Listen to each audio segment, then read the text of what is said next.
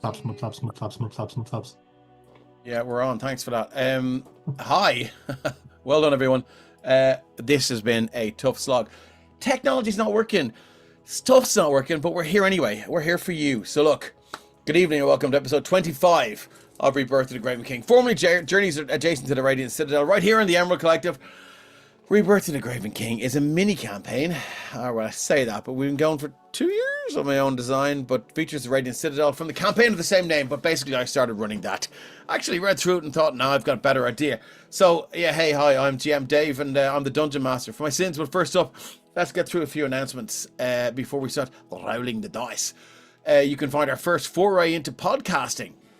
The world of podcasting, indeed, wherever you usually get your podcast. No Silver Linings is a Call of Cthulhu podcast by Mark Corrigan of Shunnock Games and features 15 episodes of bone-chilling horror set in Silvermines County, Tipperary in 1919. That's available on all your regular podcast platforms, and you can also binge all 15 episodes on our YouTube channel right now. Mixing and sound design for that podcast was all done by me, so I hope you enjoy every creaky floorboard and windy laneway and that one sneaky Wilhelm scream I shoehorned into that story. Well done. Incredibly well done. Thank you. I appreciate you saying that. Amazing. Looking forever. You can also catch the Violet Madness returning to the Emerald Collective in podcast form. Episode 0 recaps the story so far and sets the scene for the adventurer's quest to rid the land of Castonia of the magical disease known only as the titular Violet Madness. The Violet Madness is available on all podcast platforms now, and you can listen up to episode 13 or get a sneak peek of the next episode 2 weeks ahead of its release date on our Patreon. Did I say Patreon? Yes, sir, I did. Head on over to patreon.com/the Emerald Collection to find ours. Depending on the tier you choose, every month you'll receive original battle maps, magical items, and monsters to use in your games, and even bonus maps with variant versions.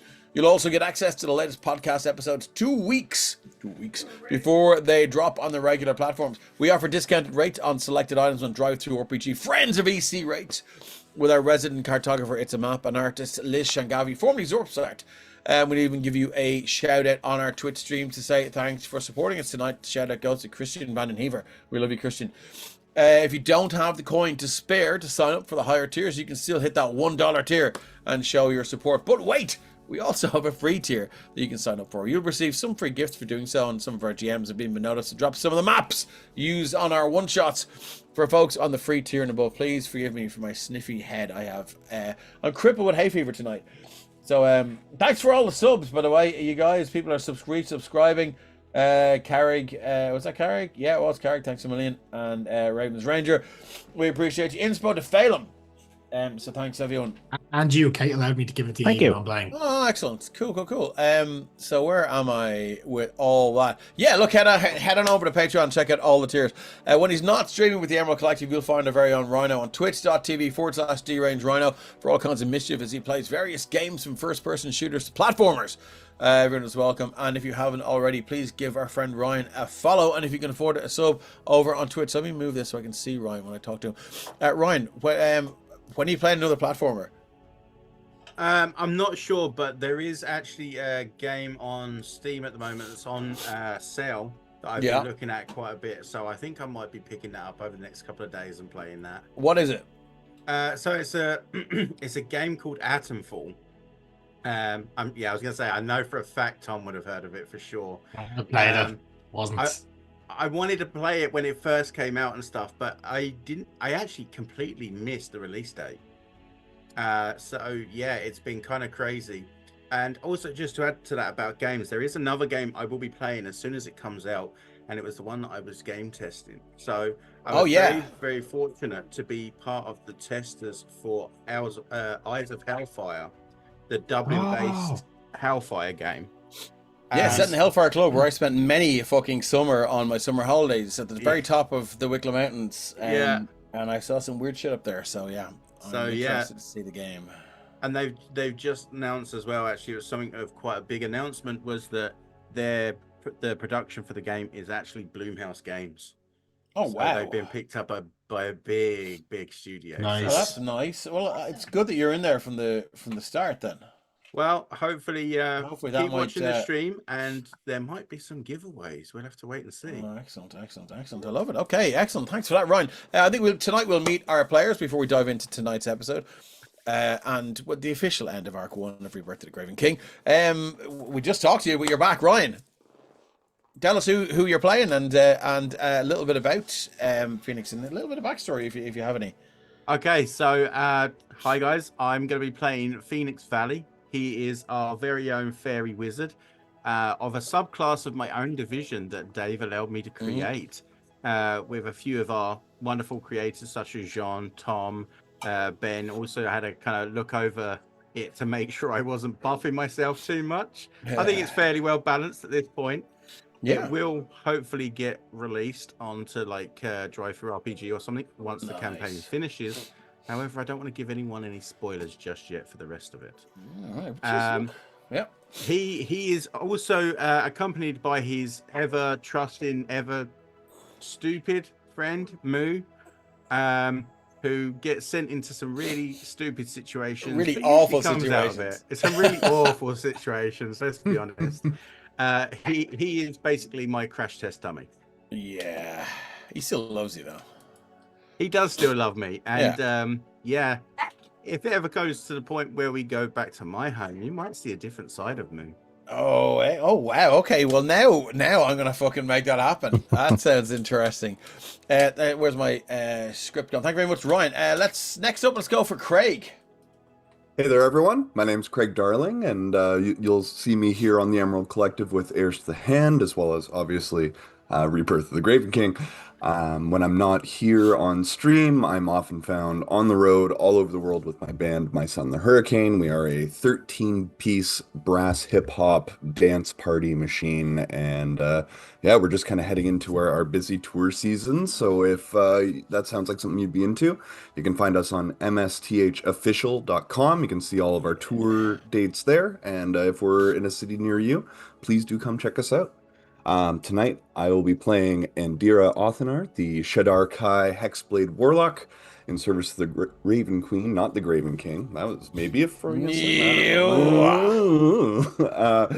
but yeah, after the putting down of Shazasthar and kind of the revelation of the information connected to Orcus, I think Andira is more tense than ever about this whole situation. Yeah, I think so.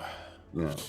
All right. That's cool. One sec. Who's next? It is Rep. Rep, tell us a little bit about you and who you're playing. No, I'm hidden. You can't see me. No, I'm a Rebirth gamer. You will see me on all the socials, taking that, at least the socials I want to take part in, and hovering around the Emerald Collective, causing mischief, mayhem, and general miscreancy all around the place. For tonight, my reprobate of choice is Torvig, who is our Minotaur. A Fey Wanderer Ranger.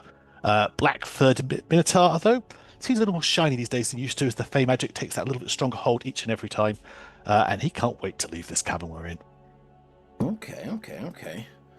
Who's after you? Let's see. I'm gonna go Paddy next. Hello, everyone. Paddy is my name, and I am just a regular old bogman from the Midlands of Ireland, playing D&D. And tonight I am playing Captain Phelim Fontaine, who I suppose recently has lost his symbol of his captaincy to try and bring back his friend Nira, and has found a new friend in a little glass orb called Margaret, who everybody loves. I see. Welcome in, Stater Lad. Anyone on Virgin Media, watch out, there's issues. Shit, that's us. Great. Thank you very much. And listen, yeah, look, I have more to say about Margaret Kennan, but we'll see how that goes. Keith is not with us tonight. Well, he might be with us later. The weather has held up his festival building, so let's move on to last but not least, Freya. Hello, everybody. I'm just not talking in chat for Can I Pet That Dog? I am Freya. I am having a bit of an off night because I have a bit of a toothache, so bear with me. But I get to play Kethra tonight. She is my Luskan human fighter. She is known as the head taker because that's all she wants to do is kill people and take their heads as trophies. She needs a bag of holding though to I don't know, just saving the trophies to, I don't know, make some kind of weird armor out of it. I'll work on that. Maybe, who knows? But right now, all she wants to do is get out of dodge. Yeah, out of dodge, and I don't blame you. Last but not least, sorry, and of course, please welcome our special guest for last few games, wonderful Carrick, who's brought the mysterious Aegar to life. Carrick, tell us a little bit about yourself, your campaign here in the Emerald Collective, because you're of course a GM, and of course a little bit about Sir Aegar. Yeah, I'm Carrick. I am the stream GM for Arcane Adventures in Andromedus, the kind of a high fantasy, high magic setting there of my own creation. We're currently, I think, about 12, 13 episodes in. I have lost count. That we have the Technomistress here, and Freya and Paddy, all as members of my party. So half the gang is here. Yeah, so Andromedus so far is sort of a horror fantasy kind of mashup, as they're tracking down some sort of creepy cult that seems to only get worse the more they learn about him. And not just as in they learn the more misdeeds, the genuine fact that they know more about the cult makes them way more dangerous. I play Aegar, who is a Gearforged paladin of the dead, or maybe not dead, god Varen, who is the god of kind of part of the death domain, adventurers, that kind of thing. Aegar is multiple hundreds of years old, doesn't know exactly how long he's been down here. He was previously in service to the shopkeeper that gave his life valiantly to save our party despite being absolutely harassed by Indira. And yeah, Aegar is kind of ready to set out on his own and reclaim, the temples, kick some shit up in the world of Hathar and show people why you shouldn't quite count out a believed dead god just yet. Interesting. Okay. Thank you very much. And of course, he's going to go kill Valder as soon as he finds out he exists. Yeah, he doesn't know who Valder is. He will eventually. Know who Brulvod is, though. Oh, it's him too. He's dead. Yeah.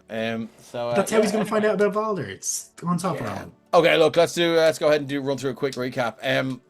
Having fled the world of Hathar in a strange craft in a hidden cave in the mountains, an undead army hot on their heels, our heroes arrived on the Radiant Citadel in the deep ethereal, a refuge for the displaced and lost. Let me move my little thing up here so I can see you all. There we are. While they were immediately welcomed by the community, one of the ruling council, the wizard Nob, ascertained that the son of the Graven King, a powerful undead entity at the head of the massive army of the dead that made them flee their world, had attached some sort of scrying focus to their escape craft, thus granting him the ability to locate the citadel in the ethereal. And this is not a good thing, given that this is the only the party can either stay here in Garthas and die, or go back to the Radiant Citadel and die. Unless they sort of come up with some sort of way to defeat the son of the Graven King. But that's for further down the road. Agreeing to make the trip to the island of Garthas, the supposed birthplace of the son of the Graven King, the party have been tasked with retrieving any and all information pertaining to the source of his power, and returning to the Radiant Citadel so the council can form a plan to defend their home. Arriving on the island of Garthas, the party attracted the attention of Shazasthar, one of several malevolent entities left in place by the son of the Graven King to protect any traces of his past. While battling his undead minions on a bridge in an attempt to seek out his lair, a volcano at the center of the island erupted, covering the surrounding lands with a thick layer of black and grey cloud and completely obscuring the sun. What better environment could sunlight-sensitive undead ask for? Now, having finally found their way to the lair of Shazasthar, the party passed through his entrance hall and into the first level of his dungeon in order to defeat him and learn something of the origins of the son of the Graven King. After dealing with a spectral entity, a creature known only as a shopkeeper who seemed to be at odds with Shazasthar himself, and it turns out the party were at odds with him. I don't know why. The party managed to convince this strange servant to part with his help, the Gearforged Aegar, who didn't seem to know much about itself or where it came from. And a good thing too, as when they entered the next chamber, they were confronted by none other than the Watcher, a monstrous beholder guarding the way down to Shazasthar's personal chambers. Well, battle was joined, and the party prevailed, only to find their way to Shazasthar's inner sanctum, where he waited patiently to destroy them, and destroy them he did. Well, one of them. Nera lost their life once again. The Raven Queen was denied her prize by the magic of the wonderful, heroic, and selfless Tabaxi Bard, Dennis Telazar the Melodious. With determination and grit, the party defeated Shazasthar and found their way to his private chambers, where a number of correspondences were found, with detailed instructions from the son of the Graven King. So, what remains to be found in the chambers of Shazasthar Radolf? Can the party make it safely to the dwarves under the volcano, and will they even be welcome? And when will Phelim and Margaret Kanan announce their engagement? Well, there's only one way to find out. Let's play some D&D. Yeah. Yeah. At the end of the battle the last time, I did promise all of you ne'er-do-wells that we would level up. So we're going to level up on stream. Wonderful. I am going to go. Do you know? I'm gonna start with Kethra tonight. Kethra, Oh, no. have you decided whether you are multiclassing or are you gonna? Well, you already have multiclass because you're fighter barbarian, right? Yes, that is her, and I think we are going to stick with the barbarian level of things. Hmm. So that means she can rage up to 3 times, I believe now. Okay, nice. So You're gonna level up to. So, what are your levels now in fighter and you're gonna what will your level be in barbarian? so it should be. Oh my god, my screen went away. Why? Technology today. That's okay. We're gonna have one of those nights with technology, so I it's think okay. so. I think it's going to be one of those days. Where So are you're gonna you? be taking a D12 in hit points when you level up. So you, if Roll20 plays ball with you, if it's not, we can move on to someone else and come back to you. If Yeah, you I wish. have it open now. Excellent. So, Okay, so you want to go through the level up that. process. So the way I run hit points is you can roll a D12. If you get a 1, you can re-roll it. If you don't like what you get, like it's a 2 or 3 or a 4 or 5 or even a 6 or a 7, you can ask me to re-roll it, but you have to take what I roll, including the 1. Of course, of course. Okay, so I will roll a d12, Okay. and it's a 10. Would you like me to re-roll it for you? No, do you know what? I'm going to stick with it. Yeah, that's okay. So that's a good chonker now. What are you, 67 up to 77? Is that right? Oh, but no, you've got a con bonus as well. Let me do it here. Now 76. It says here at this moment in time, my character will be level 9, which I'll have fighter 6, barbarian 3. Okay, yeah. And you roll a d12. So when you level up, just make sure to knock the fighter level down so it doesn't level up on both. Yep. And then you can yeah. you can type in what you rolled for the 10. Now I do have to choose a primal path, Ooh, which I haven't considered. that's gonna be So fun. You can have a think I don't about know what that. I should do with this one. Does anybody in chat have? Zealot sounds like it'd be a bit of Kethra, to be honest, if she follows any gods. But just thematically. Yeah, I mean, let's go with that then. Have a think. Well, no. Have a think about it. Have a think But about it. You can have a It's look. the whole undying aspect of a zealot sounds a bit Kethra. Okay. That Well, will we'll make leave it with you. sense. You've a look through the. Yeah, Berserker. Come back to me. We'll come back to you. Okay, for that Kethra, I'm going to move over to Andira. Andira, yeah, you're leveling up to what? Is it level 9? I am. I'm How going the fuck up. did you guys get up to level 9 that quickly? I'm too generous. 2 years to level 9. That's not quick. Well, But, that's 2 years of one game a month, so. yeah, fair. Yeah. Yeah, I am going up another level. I'm sticking straight warlock for this one. Straight in. I was bad and already rolled my health. I did roll a 2, so I would like you to re-roll it. Okay, so what am I re-rolling? You are rolling D8. A D8. Okay, coming at you like Cleopatra. Oh, dude! That's all right. But no. But we do re-roll ones, and that's We fine. do. So that is fine. That's not bad. Hey, okay, we'll take that. That's okay. It's a 7. Phoenix has to win Rhino is Bay. Okay, I think I came in at the wrong time in the conversation there. So cool. So tell us a little bit what happens at Warlock level 9.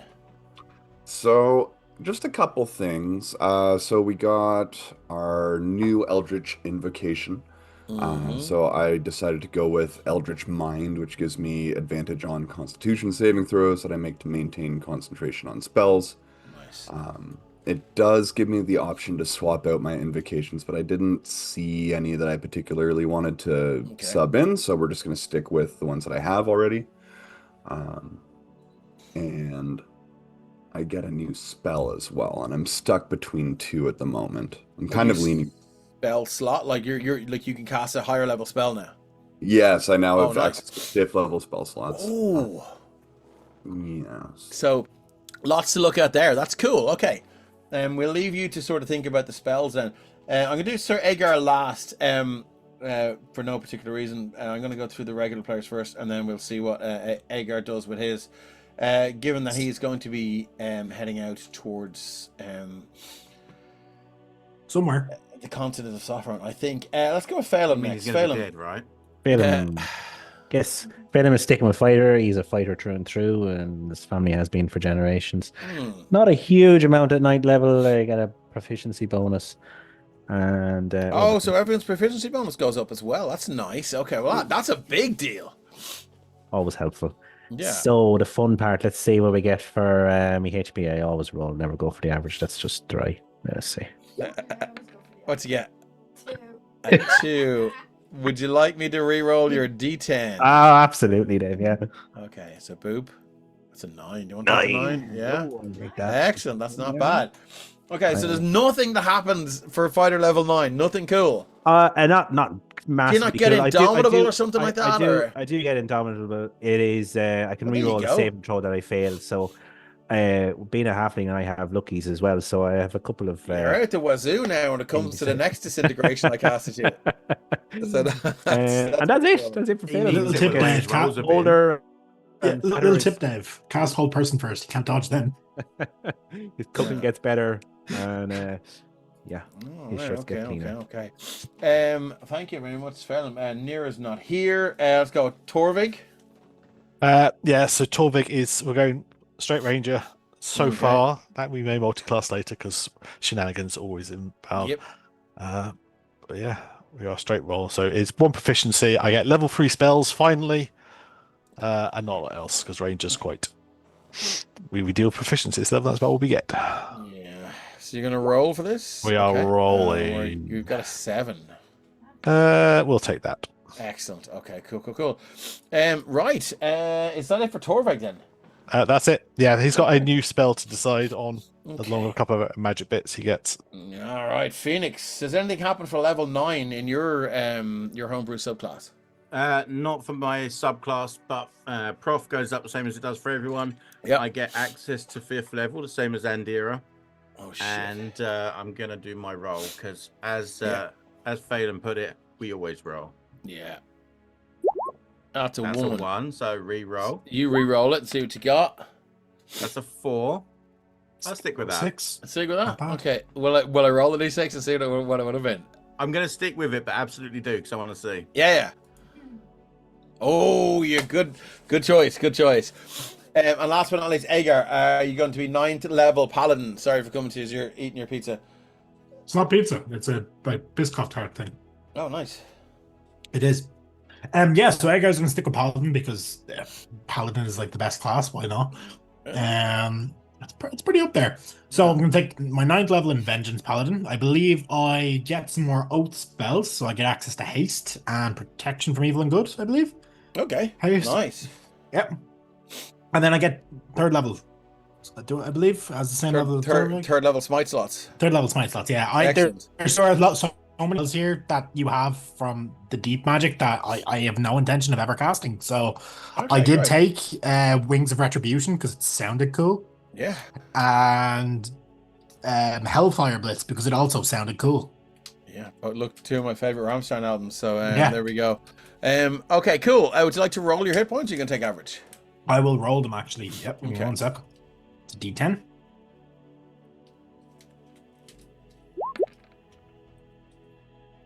That's a It's a 7. Yeah, I'm happy with a 7. Let's see what I would have rolled. 7. Okay, cool. Nice. Well, it's a 7 then. All right, Freya, are you any closer to choosing what path you're going to take? And there is no pressure to come back with an answer now.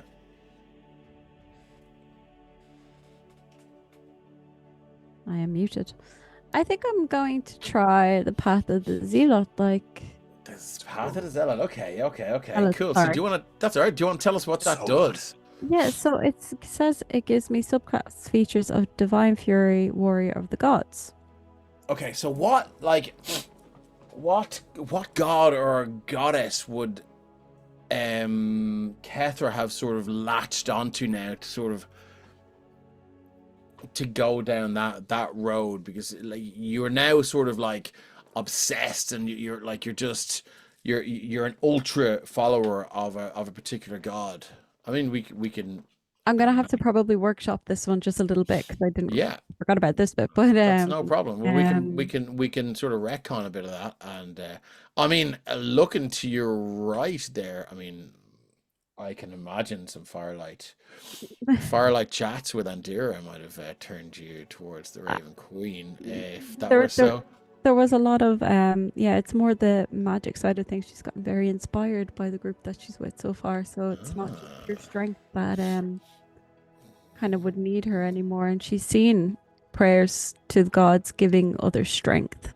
Yeah, And I and don't I think mean, that would be something that would be up her alley. yeah, and I'm sure Andira was impressed with the tenacity and the efficiency with which she sent enemies to join the queue of the Raven Queen. But I think we can like you say, we can workshop that. You can just select the subclass and level yourself up, and sure, maybe That, see it. or maybe Varen has a new follower. Who I knows? There's another take god here too, you know, guys. Don't leave me go out. for proficiency as well. I'm going to do intimidation. Nice. Okay. So, last we left off, you guys had read through 4 notes sent by the son of the Graven King to Shazasthar, the now immobilized or incapacitated Shazasthar. I'm going to go through the notes again so our new players can, our new viewers can catch up.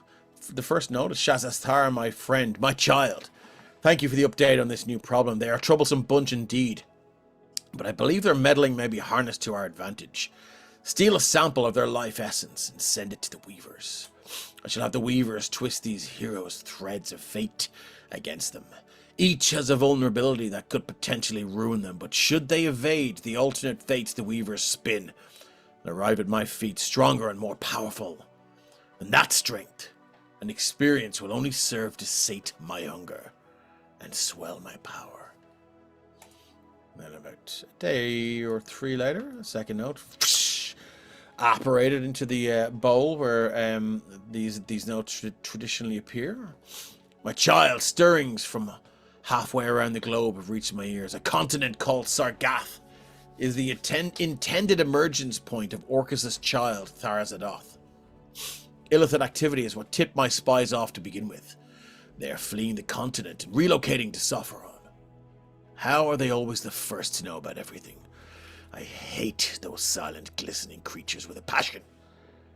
But I digress. We are now on a timetable to free my father before the emergence of this creature. Find a way to secure that Concord jewel for me, so that I may conquer the Radiant Citadel and harness its power. Note 3. Does I delete note 2? No, close note 2. Here we go. Note 3. Shazasthar, your message about that bucket of bolts Gearforged has me concerned. They do not call me the God Killer for nothing, but Varen is not truly dead. You must not allow that contraption to leave your complex. If it makes it back to the continent of Sophoron, it may discover the divine spark it carries. We cannot afford to have Varen back in the fray. Giggity. And the last note, but not least. My old friend, there have been some developments, and I need your talents utilized elsewhere. I've taken some time out and put the finishing touches to the masterpiece of which we spoke, which I will have take care of these meddlesome heroes. The shard is almost complete, a being of pure obsidian with one focus: to obey its creator and efficiently murder its targets. The issues with running water have yet to be resolved, but I haven't had the time to overcome that issue. The only problem I foresee are the dwarves that reside beneath the volcano in the center of Garthas. They have an affinity with deep stone, and may have the means to harm or destroy my creation. I have tasked Parzanthia with ending them completely. My father's calls are becoming more insistent, and I have less time to devote to the goings-on back in Garthas. Do not fail me. And here we are, as we stand in the middle of Shazasthar's apartments, workshop, who knows? You can call it what you will. What would you like to do? Raid the shit out of it. Raid the shit out of it, okay. What is the plan? Raid. Ride it. Right, /ride, my friend. Yeah. Forward slash, are we you say, doing? Aegar cuts down. Looking for the diaries or something like that, because we are here to try Looking- and find out about them. Okay, looking for diaries. Okay, anyone that is looking for diaries, give me investigation checks. Anyone that is, yeah. I'm looking for any secret, like hidden compartments, that kind of thing. Okay, so we're gonna have to go through. So this is a deliberately large living area. So I'm gonna need you guys to Phoenix and Meanix needs a boon.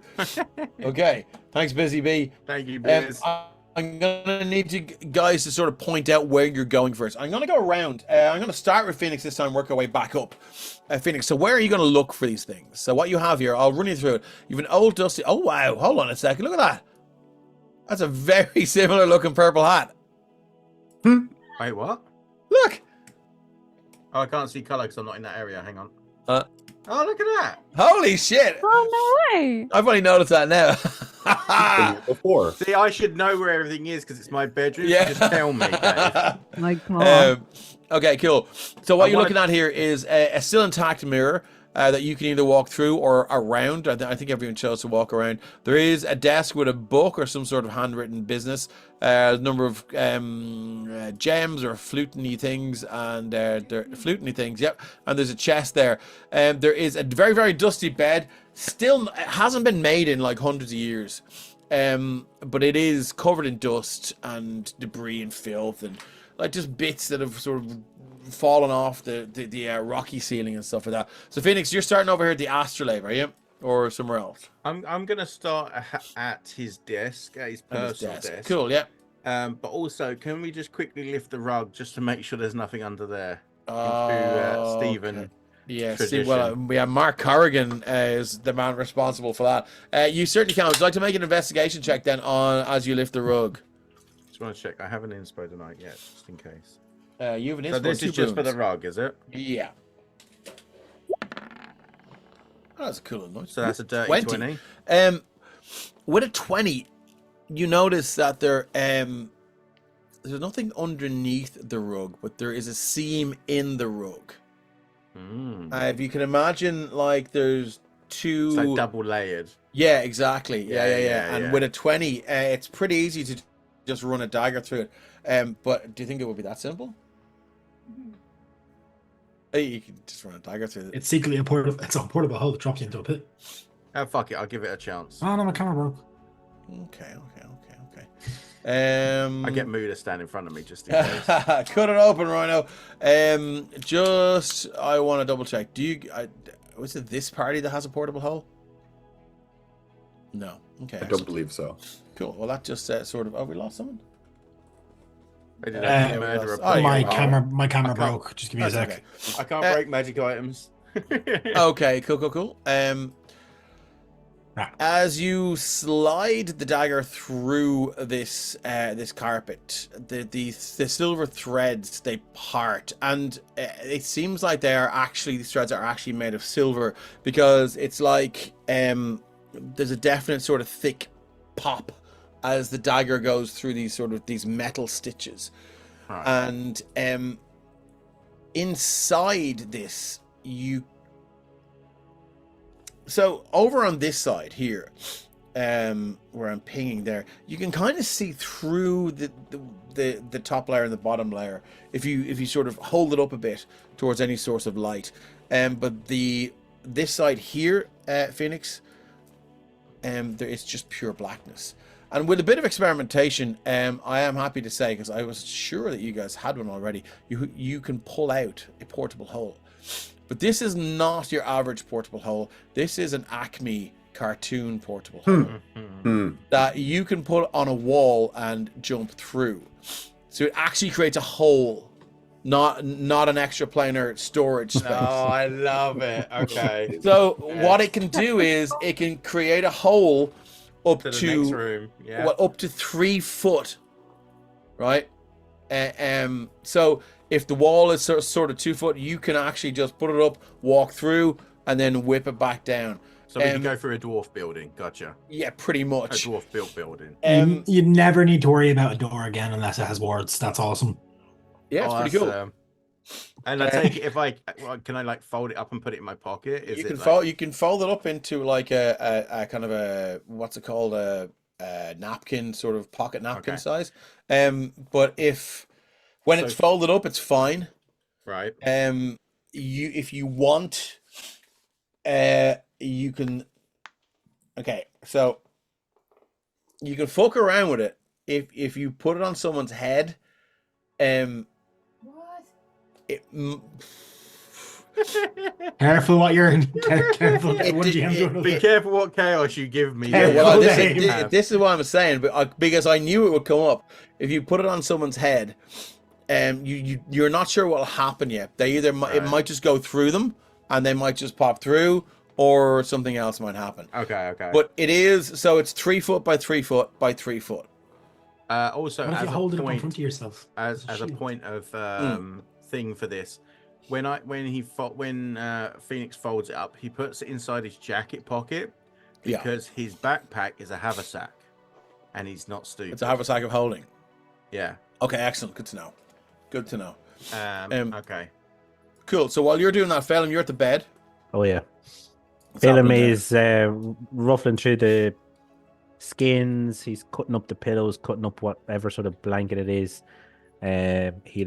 He'll look at the bedposts and see if there's any hollows. That sort of thing. Cool. Give me an investigation check, please. I will be honest. I did roll one earlier on when you asked. Okay. Do you want to take that one? What did you get? I got 10. Check under the 10. mattress. You have a boon and you have an inspiration if you want to augment that roll.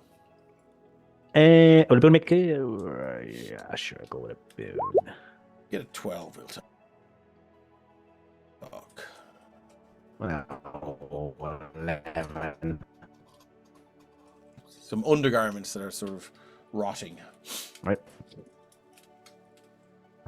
He's just slicing them up Cool. in sweat away, cutting up the bed. All right, Torvig, what are you doing?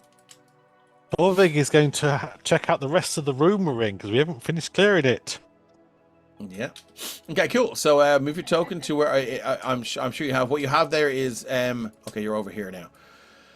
You find there are stacks and stacks of books. They are floor to ceiling height, and there's kind of little ways through them. You can see there's scrolls and bits of paper tossed in the ground. If you were to look at this area, so there's a chest in the north wall there. If you were to look at this area, you would imagine that Shazasthar probably only had moments where he could manipulate physical objects, and there were times where, like that. Well, I'm going to got ask: the better do of I him. recognise this from when I was inside Kefra's mind and the Alep infestation? Was this where the Alep was created? Yes, it is. Okay. He's going to carry on going through this, so I'll map out the area, and if something happens to him, you can tell him, but otherwise people can carry on doing what they're rolling. No problem. Let me know if you're interacting with any objects. For now, he reckons that's what it is, so he's staying well away from anything for Okay, the yeah, moment. no problem. I read too much. Cool. That is Torvig, Phelan, Phoenix, and Dira. What are you doing? And Dira's gonna kind of continue looking around. Excuse Yeah. me, this workstation area that we have here. Specifically looking now for anything that might mention the son of the Graven King or the Graven King or Orcus, and keeping an eye out for just sort of any items that might be of use to us while we're here. Okay, cool. So let's get an investigation check then. All right, so it's a 14 all in. 14 all in. Okay, cool. There are some scribblings about the Graven King and about it's more sort of Shazasthar has, it's just here in this diary sort of note thing here.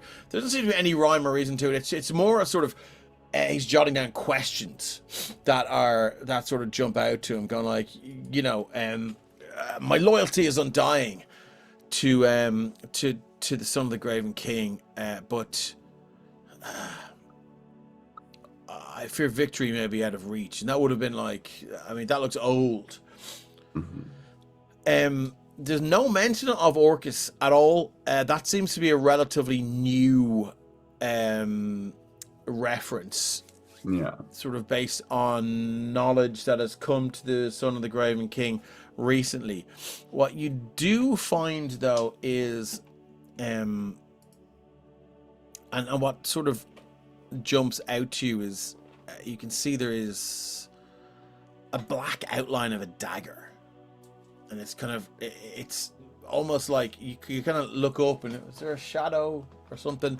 It just looks like a knife that is, well, the shadow of a knife, but yeah, it's weird, and it's sort of sitting there, and occasionally you hear this kind of sizzling noise. I'm gonna regret this. What happens if I try and grab the handle? Okay, cool. So you die. Again? Okay, so can I get if you grab the handle, I'm gonna need a charisma saving throw. This is your bag. Yeah, this is my bag. This is doable. The DC for this is 18. Okay. Coming at you. I'm not close enough to help, sorry. Come on now. Oh, that's a nat 1. Oh, for that one. You have an inspiration. I will take that. Stuff will happen, though. I mean, it's hard to tell what will happen if you fail it. But I mean, you know, you do you. Dirty 20. Okay, for a second, pull the lever, Kronk. For a second, when you reach out and touch it, it almost sparks up, and is drawn towards your hand, and you can see now that in that split second, the dagger almost splits into 5 parts and is attracted to each one of your fingers. All the more to attach itself to you, but you draw your hand away, and you're like, "Whoo!" It felt shadowy, it felt dark, it felt sinister, but you've managed to resist its effects. It did leap out towards you, though. Felt cold as well. Thanks for the lurk, Alimar. Thanos. Kick it, BC Boys.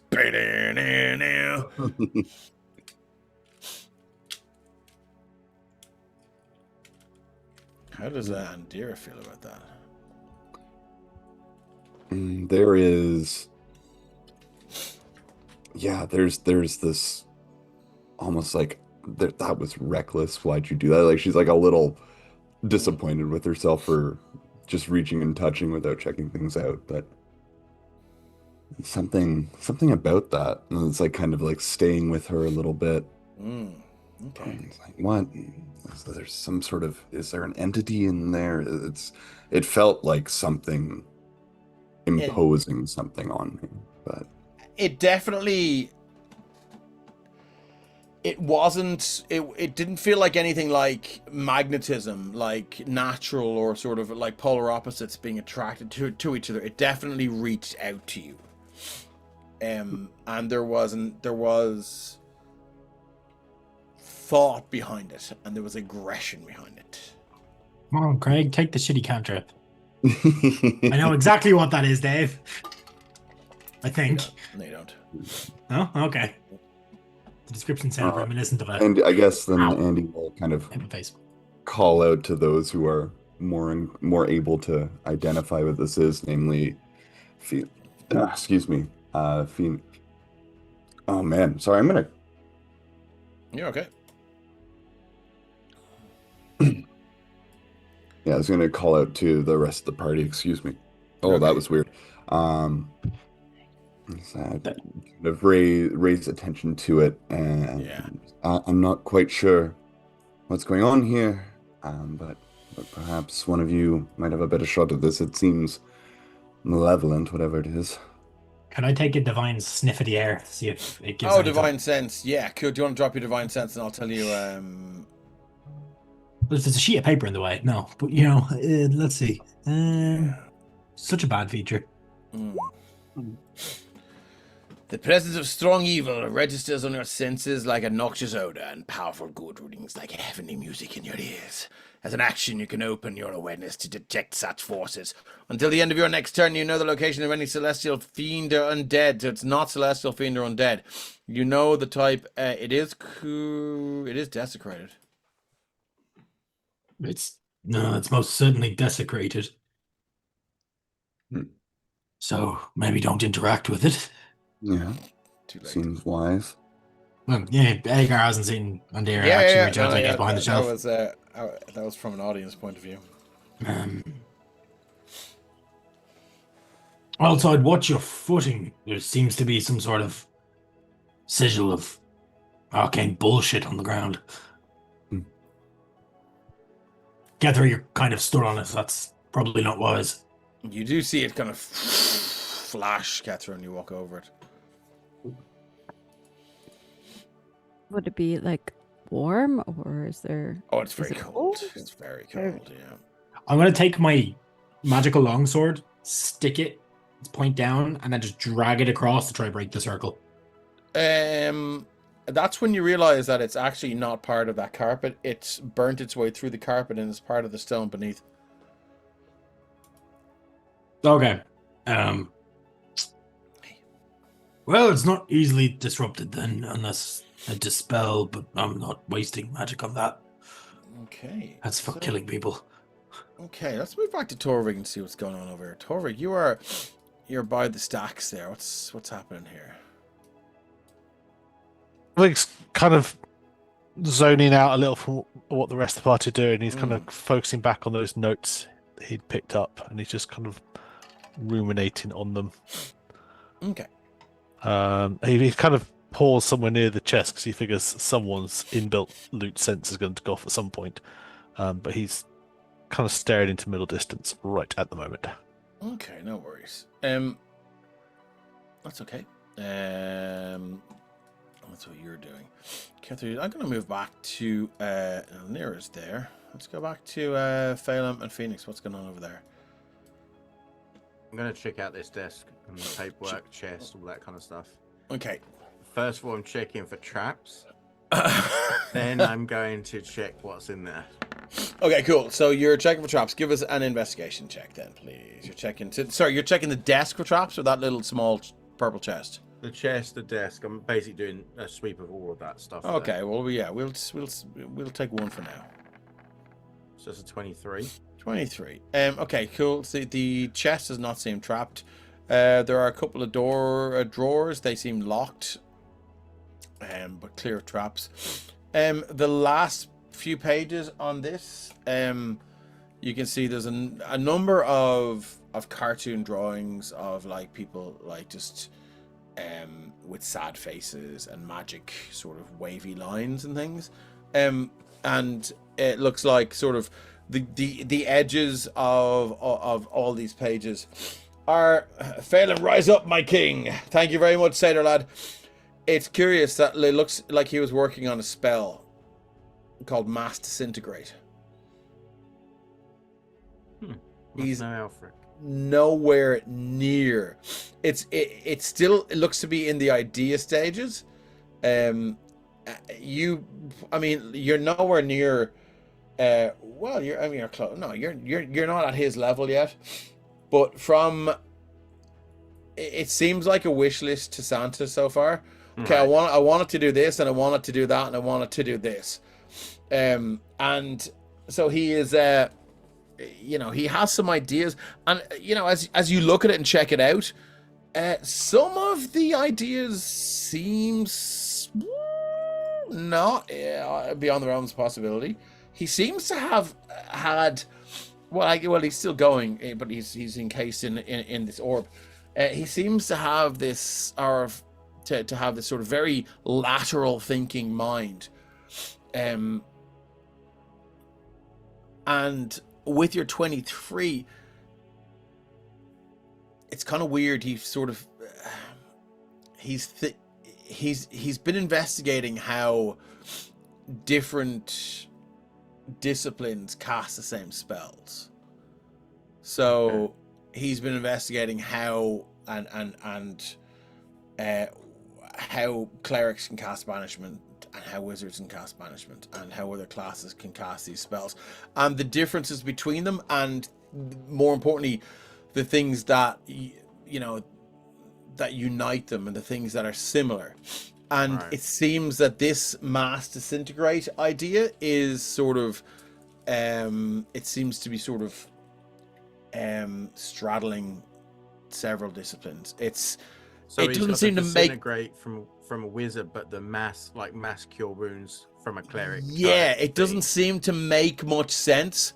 But it's sort of I mean, it's the first time you've considered that sort of concept. But it's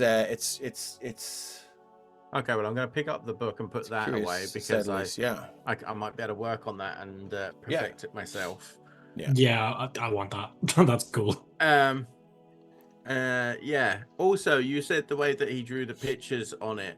I'm just going to flick through the pages. Does it do like a flicker book? It absolutely does. Yeah. Yeah, and it starts off with at the very start of the page, which is clearly Shazasthar, and you can see that there's a number of adventurers sort of running towards him, and he holds out his hand, and they are mass disintegrated. Okay. So The does he very look like last page Palpatine, is just basically? what's that? He looks like Palpatine. Yeah, The hood except is like he's like every page until the last page, he's just this dark hood, and then you can see just a smiley face in the last page inside the dark hood. Okay. And the arms are in the air, 2 stick arms. I'll keep that for more investigation and see if there's any other spells or anything I can learn from it later on as well. then. Okay, cool. Inside the purple chest, there is looks like as you open it, there's a small skeletal bones of a cat. Is there a collar? No. He just locked a cat in the chest. Shazastar's cat. Yeah. Rick. I got what you went with. Yeah. God's sakes. That's just painful. Just ignore it. The I guess we found out what happened then. No, the bones begin to stir and move, and it stands up. And you can see now a little skeletal head. The jaws creak, and it goes, meow. And it jumps out and it kind of walks around your legs. And then you can see from to come with me. the bones of the paws, these claws come out, and it just goes and climbs its way up your robes and sort of Probably just, fucking bigger than me. that's quite small. Exactly. Sailor Lad got it. I'm As gonna to the rest of you. tap Yeah. on the head and just be like, "Do you want to come with me?" Yeah, it seems to sort of settle itself around. It's quite a small cat now. It would have been like maybe a kitten. And That's it sort even of worse. it curls itself around, and it seems happy out. I'm like, "Come with me." And I'm gonna, because I've heard Andira kind of freak out a little bit. I'm gonna end up like flying over there and have the cat just run with me. Yes, fly over to the 2 undead murderers with an undead cat on your shoulder. Excellent. Okay, cool. So I'm going to give me 1 second now. I'm going to drag out just the cat stats. It is 2 hit points. Which one What- can I ride first, the cat or the moon? Hold on 1 second. Where did you end up? I'm trying to find your token. Oh, there you are. So there you are. I'm going to give that to you. It has cat stats, but it regains hit points at dawn. Nice. Okay. So there's a certain way that it can die, but it's I'm going to put it in your journal now. Don't forget as well, I also have that fucking, what's it called? The honk spider. And the honey badger. You're like a walking menagerie. The honk spider's back home though, isn't it? It's on the Radiant Yeah, Citadel. it is. Yeah. Anything small. Just a goose It's spider? a satyr lad. You did. Well, look, this is how it works. As we move over, Fella, what are you doing? Are you climbing into bed for a nap, or? Yeah, well, the bed is in a pile of it's in a pile of absolute just shambles, and there's a cloud dust of sawdust and bed strips of bed sheet in the air. Phenom stands there with his hands on his hips, huffing and puffing and sweating. And he just walks into the cloud of dust, stands on the pile of rubble, and he starts foostering with these animal heads on the wall. Okay, cool. So as you get onto the bed, can I just get another investigation check as you're sort of moving things around the place? Look out for socks. Natural Not 20. 20. How did you fucking know? You do find a pair of long stripy socks. They seem to be in perfect condition. So they're not self-standing. No, they're like Okay. they are Thank God. long stripy socks. They're red and white. Okay, Candy I canes. think with Phenom's way that he likes clean clothes, it might catch his eye, so he'll pick them up and he'll just say to Margaret, he'll say, "There's nothing strange about these, is there, Margaret?" Oh, Phelim. And you can feel the orb that is Margaret Cannon begin to sort of pulse and grow warm. She goes, "Oh, I know what they are, Phelim. Old Margaret Cannon can identify any magical item just for you. Not for the rest of them, though. I don't like them. They're threatening to blow me up and disintegrate me and smash me and do all the things they can do to hurt Margaret Cannon. Anyway, do you like to know what they are? I would, Margaret. The socks of sliding. What do they do? Well, Phelim, if you throw them on, page unresponsive. If you throw them on to your feet, and you move up to your full movement, if you make a dexterity saving throw, if you make an acrobatics check of 12 or more, you can slide for another 15 feet. Pretty cool. He has to take his shoes off for that, though. But well, he doesn't wear shoes, does he? He does wear boots, but can he wear the socks? Oh no, he'd have to. No, you got to take off the boots. You got to wear the socks, my friend. So, well, what I'll do is I'll put one sock inside the other, and I'll pop Margaret into the end of it, and I'll tuck the other end into my belt. That's a lethal weapon. wow. Well, it wasn't my first thought, but just for comfort, I'll say, is that nice and comfy, Margaret? It feels kind of weird. I'm not going to lie to you. It's okay. It's okay. He'll be safe there, you see. And he'll kind of jiggle himself a bit, and Margaret will swing around him. Well, there's Keith in stream. He says, "Hey, dorks, how's it all going? Trying to watch along, but my internet is terrible, so the stream keeps freezing." No worries, Keith. If at some point you manage to get in, we would love to see. If you don't, there's no hassle. You can keep watching along. But Margaret Kennan does say to Phelim, now it's just you and me. They're all off in there exploring Shazasthar's lair and his apartments. When we get out of here, I'd really like to turn back into the real Margaret Cannon, and I'd like to become a woman again. Yes. Well, I'd like to see you become yourself again, for sure. Could you see your way to helping old Margaret Cannon not be a glass orb anymore? Just becoming the woman I was meant to be. The woman my husband, God's darn his name, stopped me from being. Sounds like a bad one. He's a wrong one. But you know what? Cannon, that fella. I had full intentions of helping you getting back to yourself. I wasn't going to leave you as a glass orb on a mantelpiece somewhere. Well, don't you worry. Phelim. Yes. A warning. Oh. Never say Mordenkainen's name 3 times in front of a mirror. Okay. Right? Oh, It's quite specific. I won't ask how you said it 3 times, Margaret. Well, they were better days, Phelim, you know. and the mirrors were on the ceiling those days. Oh yeah, and then Phelim will kind of chuckle along and he'll say, "Look at this! Even Shazasthar has a mirror in his bedroom. The dirty devil." Well, yeah. Well, I suppose he does. It's never really considered the placement. All right then. Well, listen. It is suspect placement, to be fair. The rest of them might oppose you helping old Margaret Canaan out, but fail them, I need your help. And if you help Margaret Canaan turn back into a woman, I'll help you when the time comes. Well, The friends. son of friends the Graven King has captured the Radiant Citadel and all the... Anyway, when stuff like that happens, I'll help you. Well, friends help friends, don't they? I'd shake her. I'd give you. Do you know what? And Venom picks up the end of the socks and gives her a little hug through the socks because she's in the bottom of the socks at this stage. Still This kind is- of weird, but thank you. We're friends. We'll help each other. We are. The old Nero will be saying a name 3 times right now. I'm gonna move back to Andira and Aegar and Ketra. Actually, Ketra, what's Ketra doing? You looking through the books?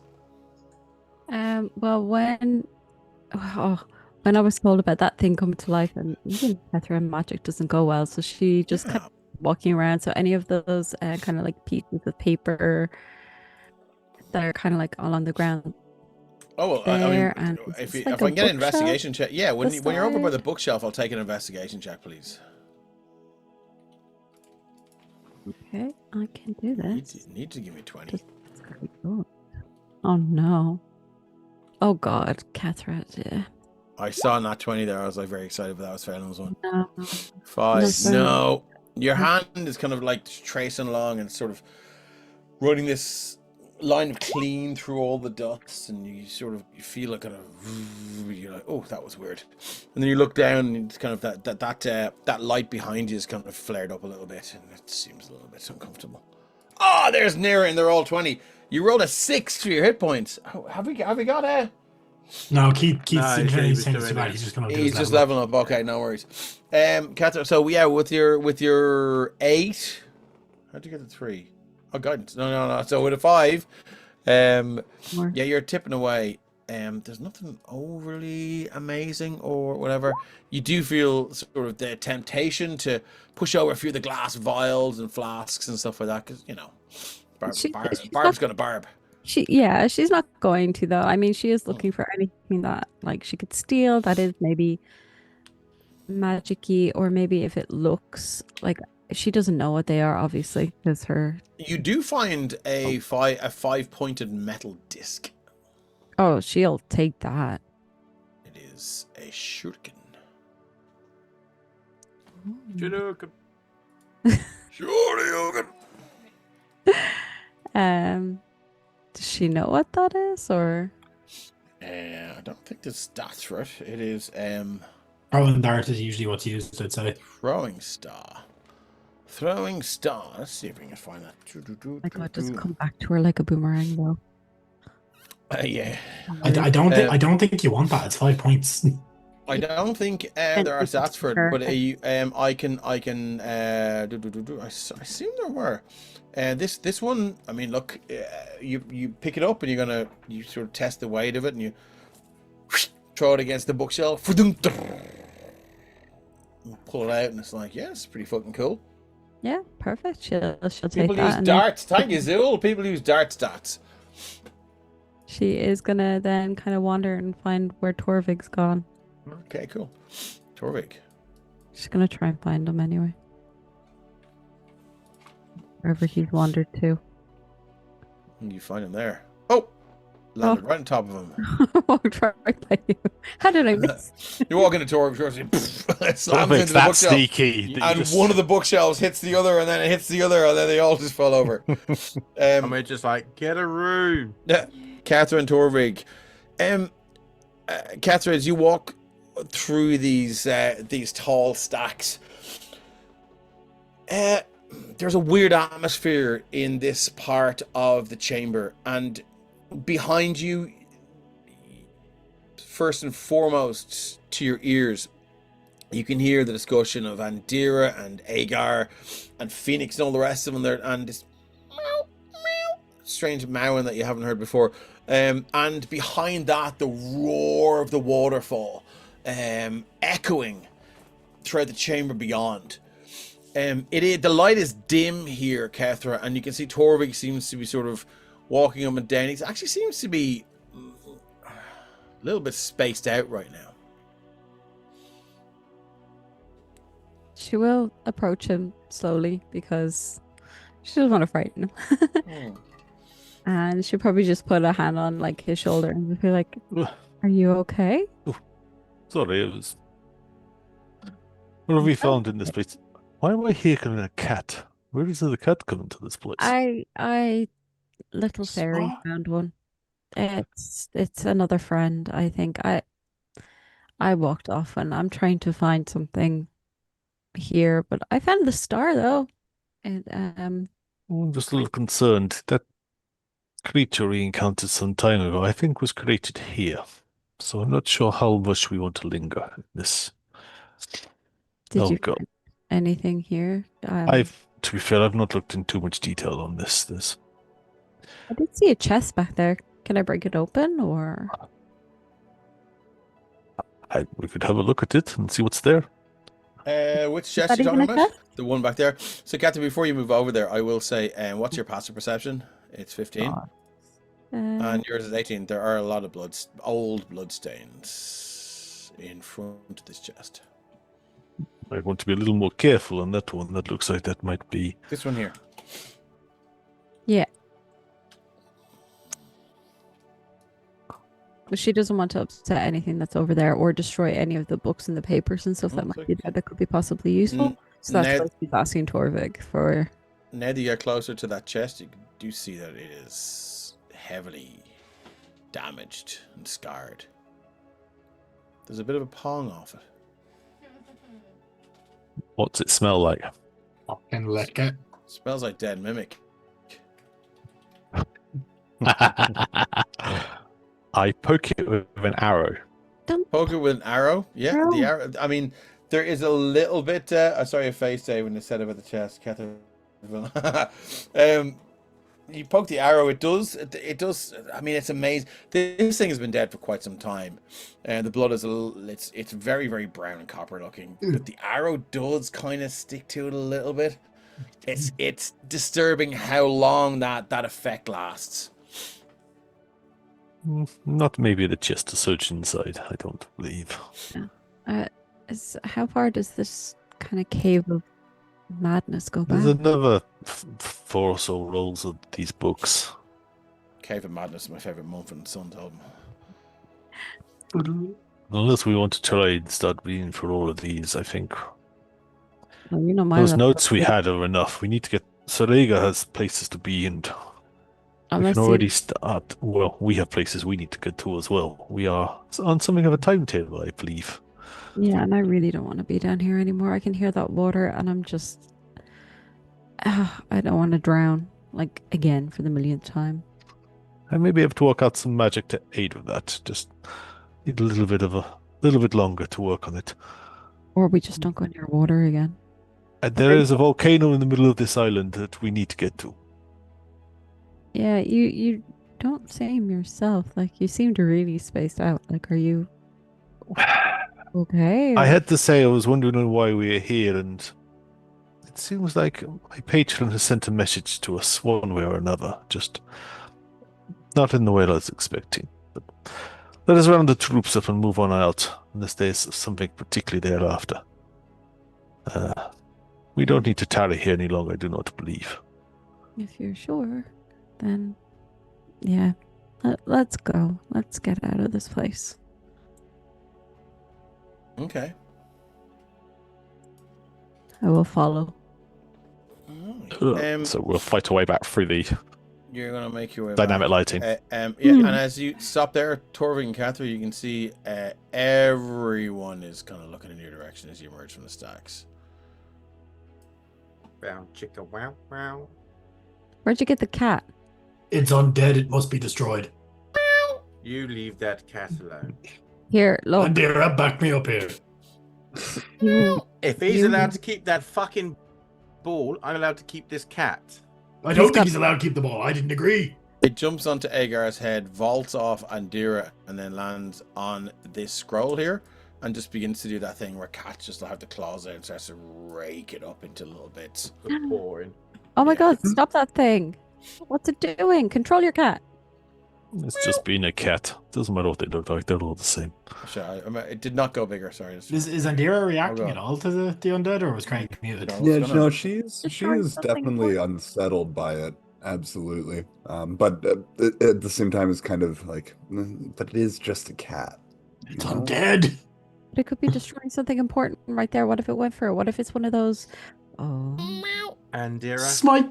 No. I'm sure you're well aware that cats live on both sides of the veil. Yeah, absolutely. This is well known, isn't it? It is indeed. Can I check out the right? So obviously we're looking to head out of this place, though. Mhm. So I want to peruse these desks and the bookshelves as quick as possible. Okay, cool. So yeah, there is a lot more to discover here. So, but I am mindful of the fact that you guys want to get out of here. I will also say that you've been on Punch the Cat. I mean, what is it? Punch the Cat. Street Fighter 2 bonus bonus scene, or is it like yeah. The Mercedes? yeah? But I will say that okay, you guys keep going. So hold on. Something's going to happen before you leave here. But you are going to search the bookshelves. I want to search these two desks and the bookshelves to see if there's any spells or anything Okay, useful to any of us. So what I will say is you did everyone except for Phoenix, you leveled up. Excuse me, that's fine. You guys haven't had a long rest in a while. I will point that out. Oh, yeah, You sorry. did heal up. No, I'm happy for like at this stage you to go to max hit points, but that doesn't mean that you've had a long rest. Okay. It was the water healed us anyways, didn't it? Yeah. Okay. But it did not give you the benefits of a long rest. It No. just hit- Okay. you know. What scroll did the cat land on? It landed on this one here. Look, I'll move her aside. There And she was is. it an important scroll? Was it pointing it out to me, or? No, it seems to be quite destructive. It likes ripping shit up. It's a cat being a cat. Yeah. my god. I want to It kill moves this along the cat. desk, Mithras and cat. you can see that thing. Sorry, when I move this right there. You know the main Um, reason I want this cat. Is 'cause you see cats this here? like playing with balls. Yeah. So you see this scroll here? It just goes mark like, it off. like one of those, and this scroll rolls off the desk The and big- into the what do boobs do? Boons they give you a D4 like a bless spell, and if you use your channel points, you can spend 3,000 channel points, and you can give a boon to someone. Max they can carry max boons they can carry are 3. And so if they want to add a boon to a saving throw or an attack roll or whatever else, they can use those. So if you have channel points sticks, that's what you can do. That's what you can use them for. So this scroll rolls off. Okay, so cool. Can I get another investigation check then, please? I think I'm gonna give we're gonna- Torvig a little nudge there and say, you haven't got any of that little stuff to help me think a bit quicker? Yeah, so Torvig will guide you, and you'll Okay, notice go that the king. spirit hand, the mage hand, pops out for a moment. As soon as you've used guidance, the mage hand will come back, and you'll notice he's now always keeping that mage hand floating alongside him. Okay, cool. I like it. Investigation, but I get the D4. Excellent. Yeah. So that's a 22, and then the D4 on top of that would make it a 26. That's pretty good.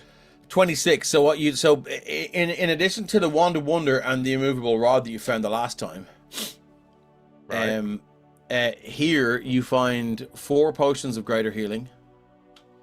Okay. You find a potion of cloud giant strength. Let me just write this. What was the last one? Sorry. Potion of cloud giant strength. Yeah.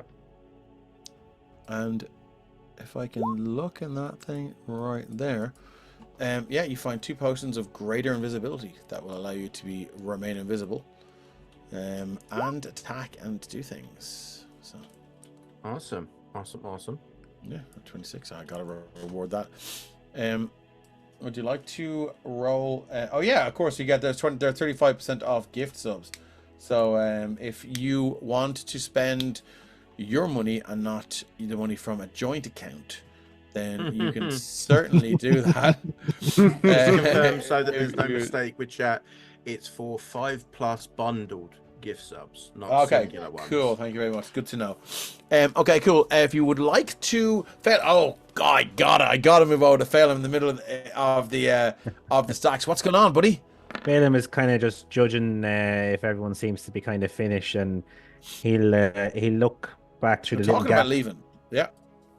and he'll say, "Are we all done in here, guys?" Well, I mean, if there's people, so. if you wish to search, then we've no plans to return here. But No, I just don't want to leave it for anyone else to find, if you get my drift.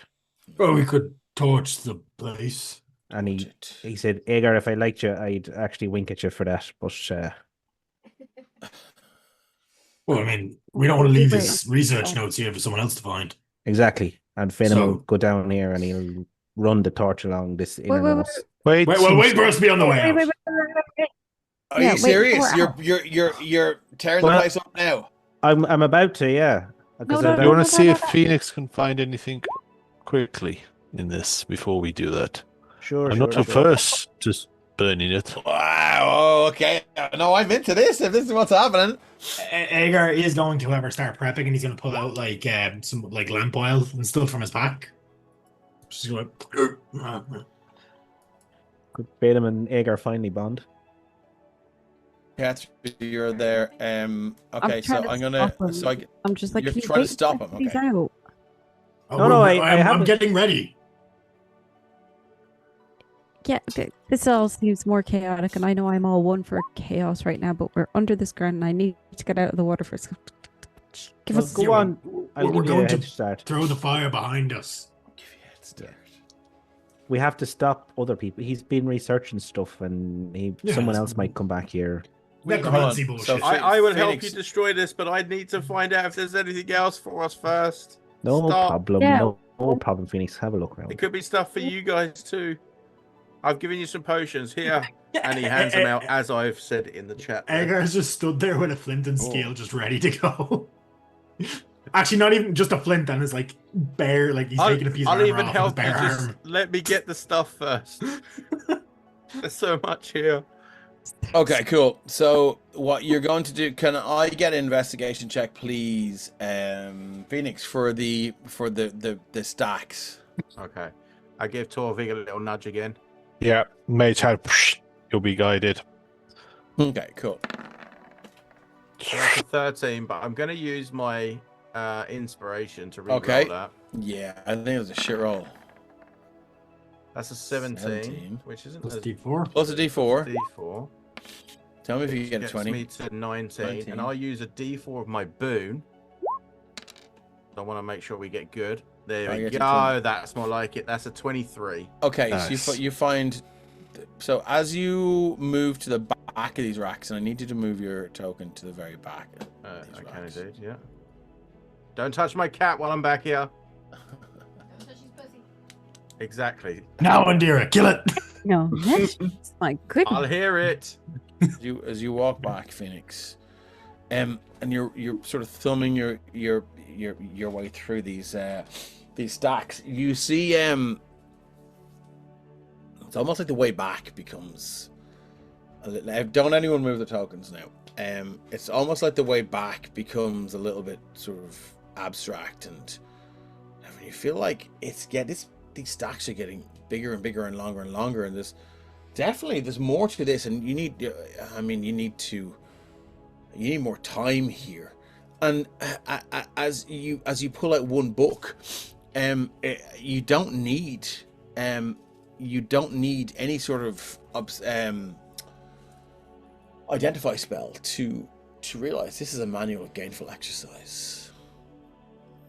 The reader of this can, if they spend enough time with it, they'll be able to magically become stronger. It goes in the bag. And then Gimme. you find as you walk down there is actually after that, can I get a wisdom saving throw, please? Oh, it's a fucking cursed item. Of course it is. Nope. How far has he walked far enough? Yeah, he has. Yeah. So What'd you get? 14. I'll throw a boon on there just to make sure. Okay. Hey, what are you ragging your tail for? So 18. Yeah, 18. Okay. yeah, you feel there's more to be found here, and then you can't help it. You put out the next book and begin to read, and you're like, fuck, I did not know.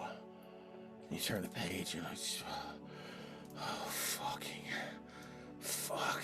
You read the next page, and it's almost like the words are beginning to just swarm, like a tidal wave of knowledge.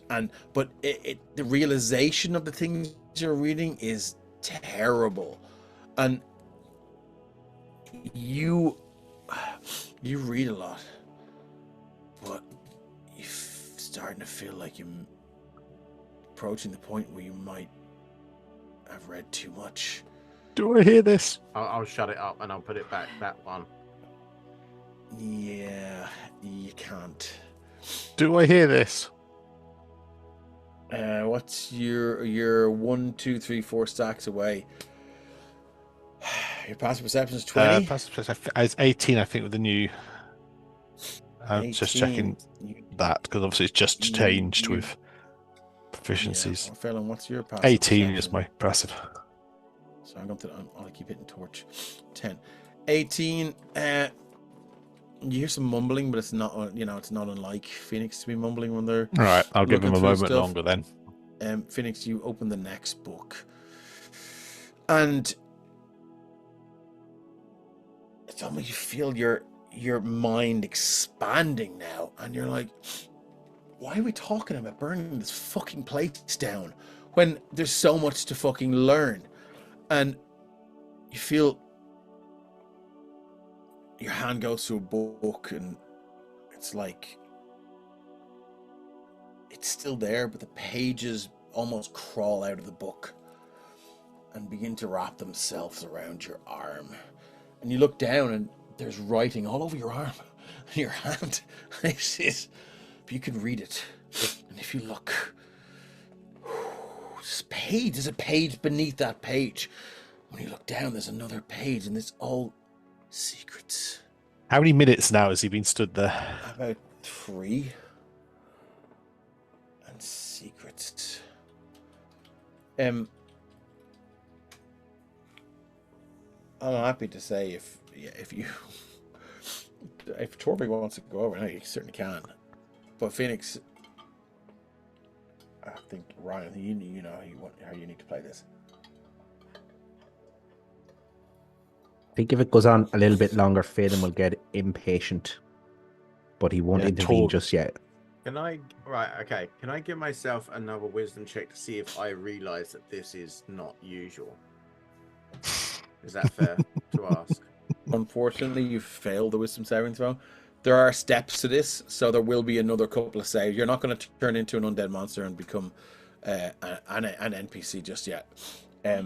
But right now, you're like the arm thing it's weird, but it's like your mind is. I'll put that in the back burner for a minute because there's so much fucking cool shit here.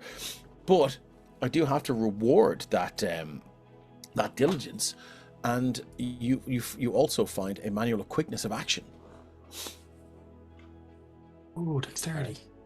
Yeah, and this is the real deal. Phoenix, what do we be So found much back there? more to be found here. Phoenix?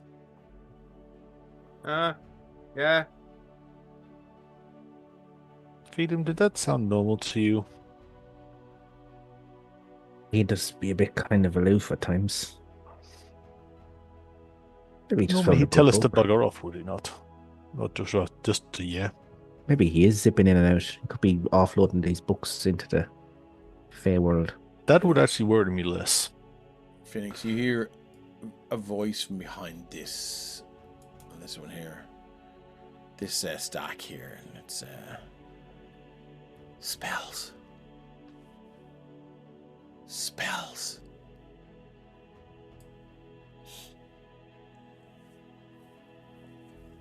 You got some for sale? you can clearly hear Phoenix talking to some sort of grocer or shopkeeper now. You're muted, Are you, Kira. are you selling spells? Have you got spells to give me? Spells. Torvik's going to start stealthing through the stacks.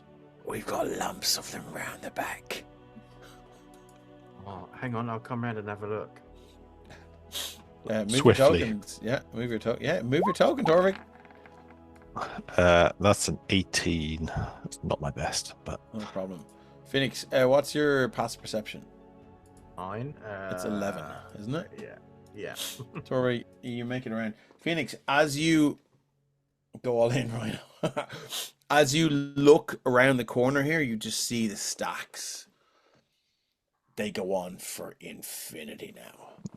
And you can see this row of stacks, level 9 spells, level 8 spells, level 7 spells. And it's almost like they stretch out. Torvik, you can just see Phoenix just standing there, like just looking down.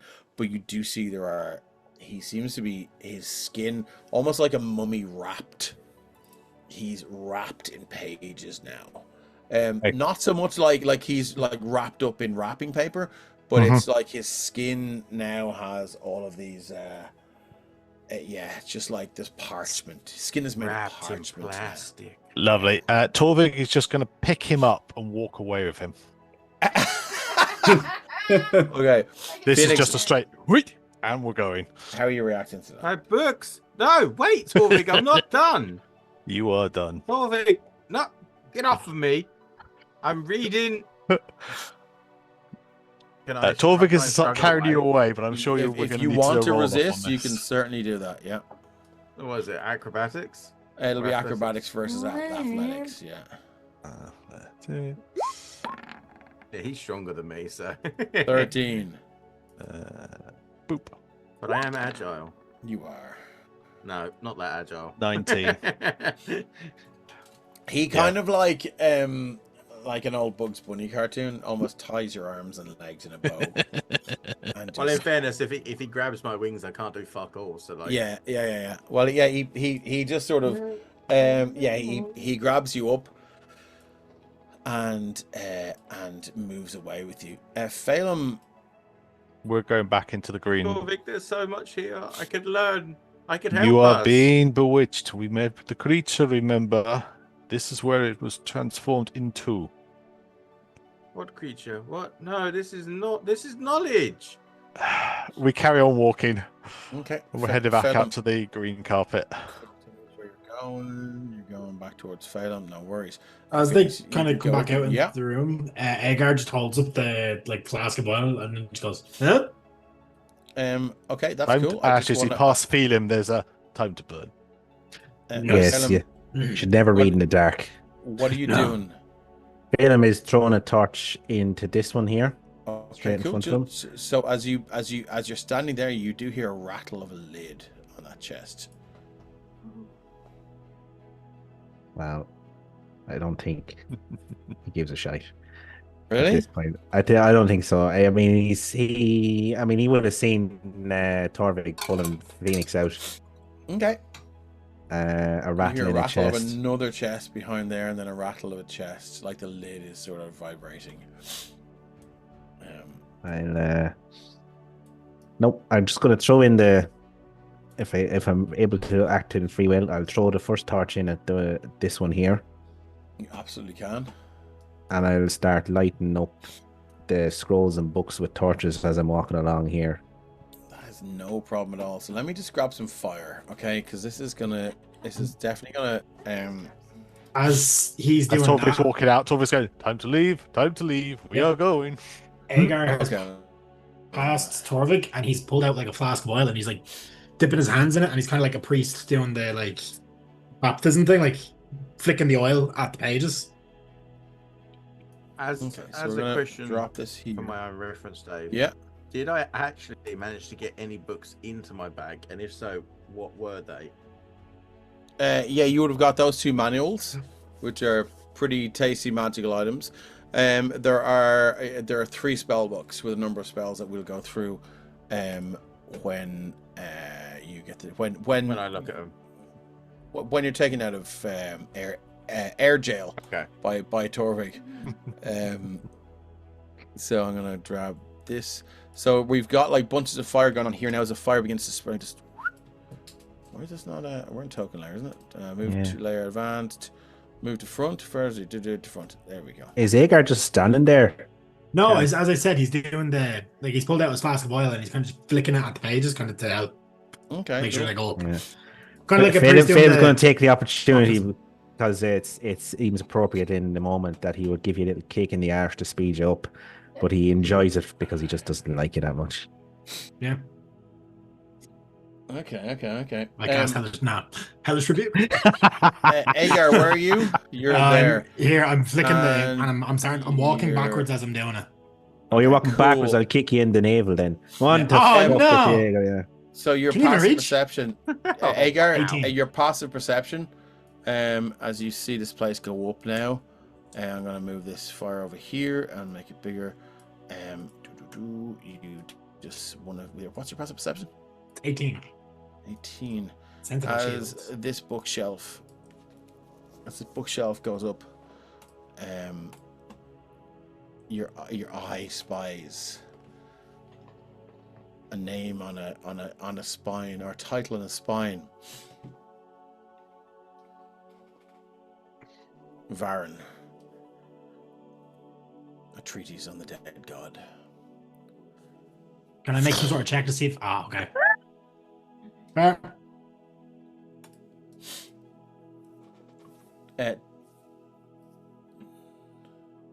Where are we?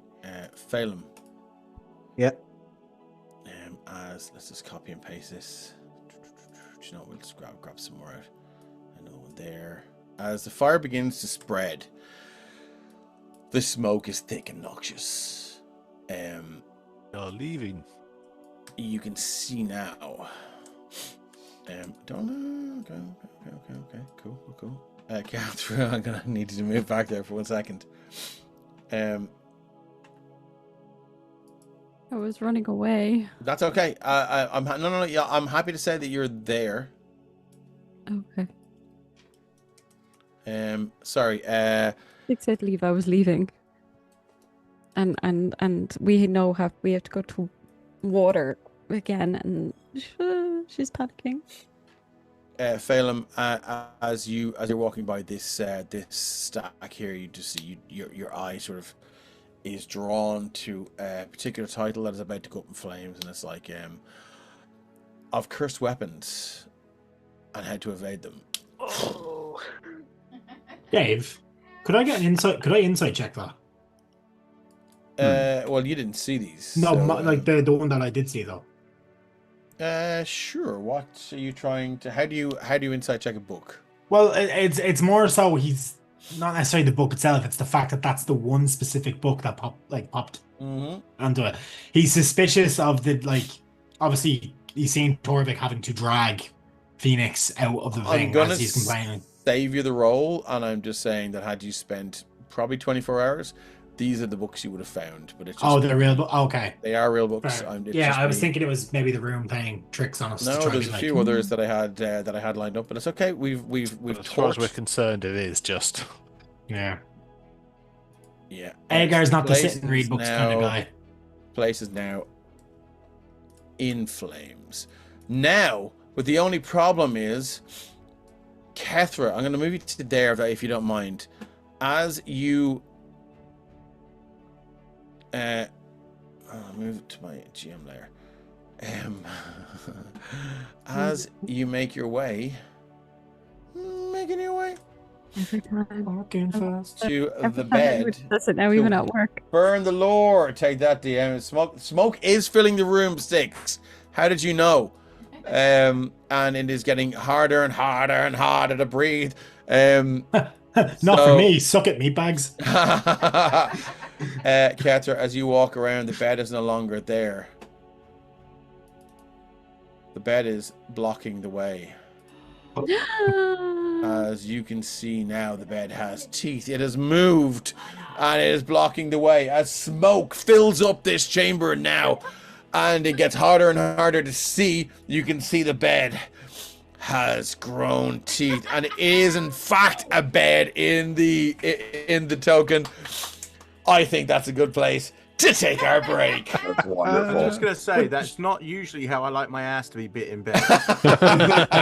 So, like, surely if Phelan was bouncing about on that bed, he would have got stuck at some point. Well, only if it wanted to. Huh? Only if it wanted to. Fair. Just Phelan wasn't a tasty enough snack for it, obviously. No. So I think it's a good time Wasn't to a take big a break. enough snack. Hey, you would've- says you. More of an aperitif. We will see you guys in about 5 or 10 minutes. Thank you very much for sticking with us. We love you all. I'm really glad we got to do this, despite all the technical issues we had. So join us for part 2, as we'll see if they've made their bed. We'll see if they lie in it.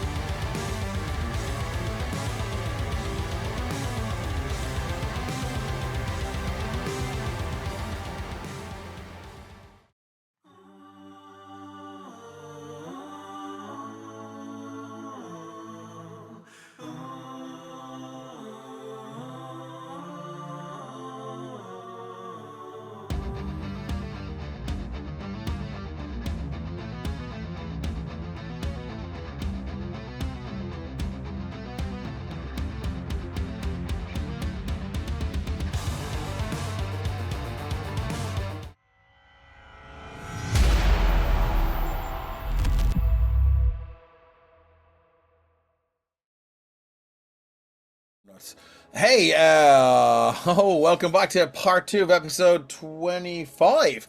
I think we should take a look, before we kick back in, we'll take a look at what's happening in the next 7 days, or maybe 8, on the Emerald Collective. On Tuesday, our Shadow Dark against the Crimson Queen continues on Tuesday, June 17th. Before descending into the crypts of Stoneholm, our so-called heroes decided to turn their defeated foes' decapitated heads into bowling balls. Once that spot of macabre fun, sounds about right. Once that spot of macabre fun was done, they ventured downward and encountered a vengeful undead spirit, intent on destroying those who came to desecrate its kinfolk's graves. I hope it was an undead spirit of a gentle mole flapper. But honestly, the VOD. I'm on the spirit side after hearing that. Like, that's fully justified. Like, I think so too. I hope I have the correct Heirs to the Hand blurb. Heirs to the Hand returns next Thursday. Come rejoin the party as they explore an abandoned asteroid mine before continuing their voyage across wild space and the shimmering mists of astral sea beyond of the astral. Yeah, cool. Looking forward to that. Craig, are you looking forward to getting back into that? Absolutely. Yeah. It'll be exciting. I've had some time to kind of ponder what happens next in this asteroid, and I'm excited to get to it. Excellent. Are we gonna? It's just evil. It is, isn't it? I have plenty of ammo. We'll be fine. Are we going to see anything as big as that? There was a sort of a final battle there at the end of, I think it was that Arc 1? At the end of Arc 1, yes. Oh my god, that was Golem fucking huge. But it was like so many minions and shit was going on. Is that when we fought Leroy? Yeah, that was Leroy. Yeah, absolutely. Fuck that guy. That was a fucking great combat. I think I spent about fucking 20 quid on bits as well. Okay, and I'm back on Friday, and the party are battling. Friday week, battling an Elder Brain deep in the Underdark. The battle rages. The Wizard Ren is deduced that he can access the mind of the beast and see through the eyes of the network of clones the Illithid have created and deployed across Sophrone for their own nefarious purposes. One such clone is attached to an adventuring party led by the King's man Valdor that venture towards the highest peak in Artex with a captive fugitive from the Sanguine Order in tow. But what is their purpose? How can they possibly reach it in time? Huge shout out to the amazing Kate behind me, who is our Technomancer tonight. Kate has created all the overlays you see here in the Emerald Collective and is the wizard behind the curtains of ones and zeros tonight. Big thanks and much love to our wonderful Twitch mods who are in there. Fastest fingers in the West when the banhammer is required. We love you all. Even if it's a two-handed weapon, you're still quick with it. I'd like to thank again Kate from Map for behind me for creating all the battle maps you see in the stream. Kate, you're on Instagram, Twitter, and Facebook on @itsamap.IRE. Are your commissions open? No, they're closed. Boo. All the music, especially that lovely chill spy music that's about to change into fucking Cry Havoc. It's available on Tabletop Audio. And finally, what do those shields and numbers on your fancy Twitch overlays mean, I hear you ask? Well, you can use your channel points to bestow boons on players in the GM. A boon grants a 1d4 to attack rolls and ability checks. If you sub to our channel or gift a sub to another, you can offer an inspiration to a player or the GM, so just remember that last part.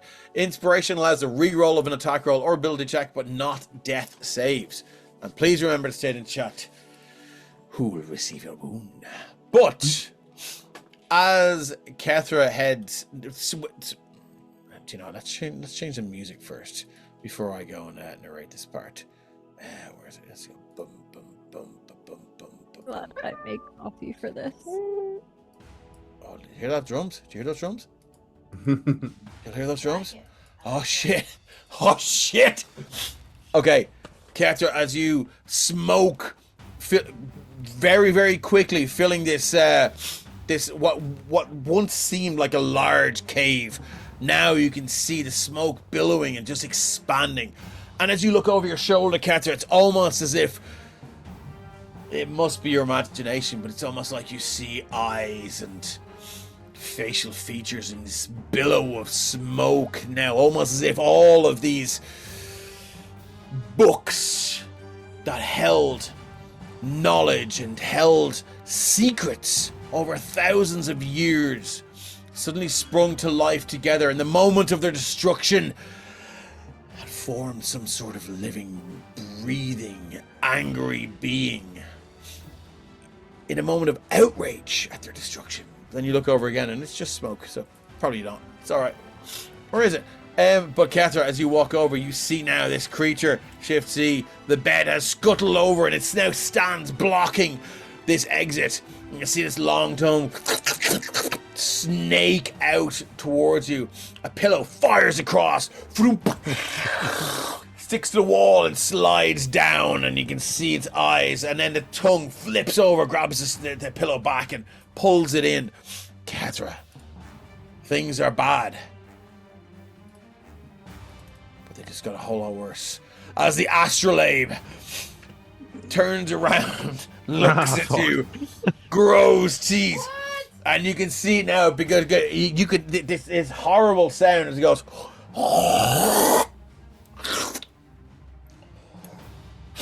And it spits this goblet of acid, hurls, flies over your shoulder, and lands on the ground with a wet and wobbly splop. And it just sort of jiggles around a little bit like a jellyfish landed on stone.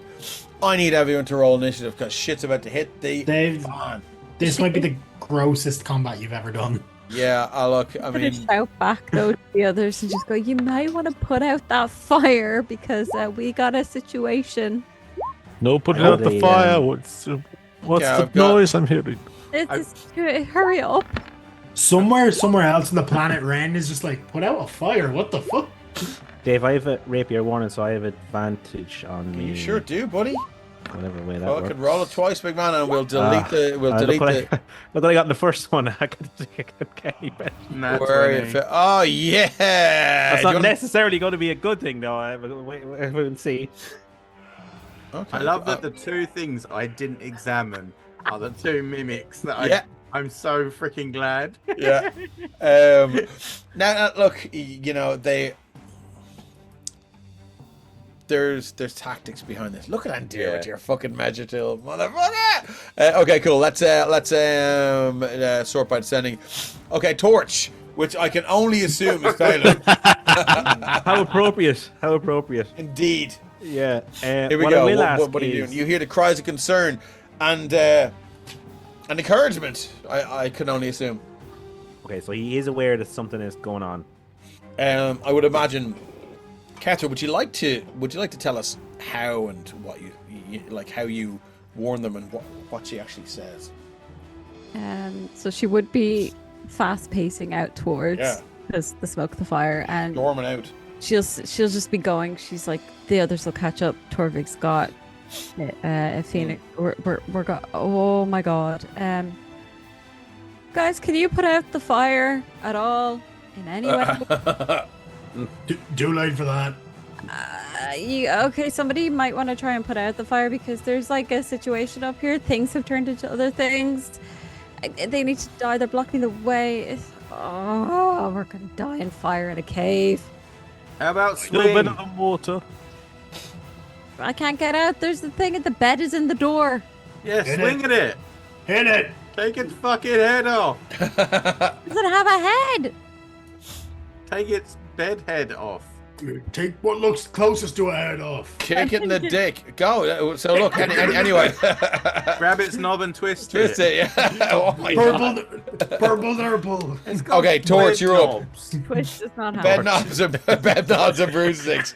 Kind Okay. size, Here we go.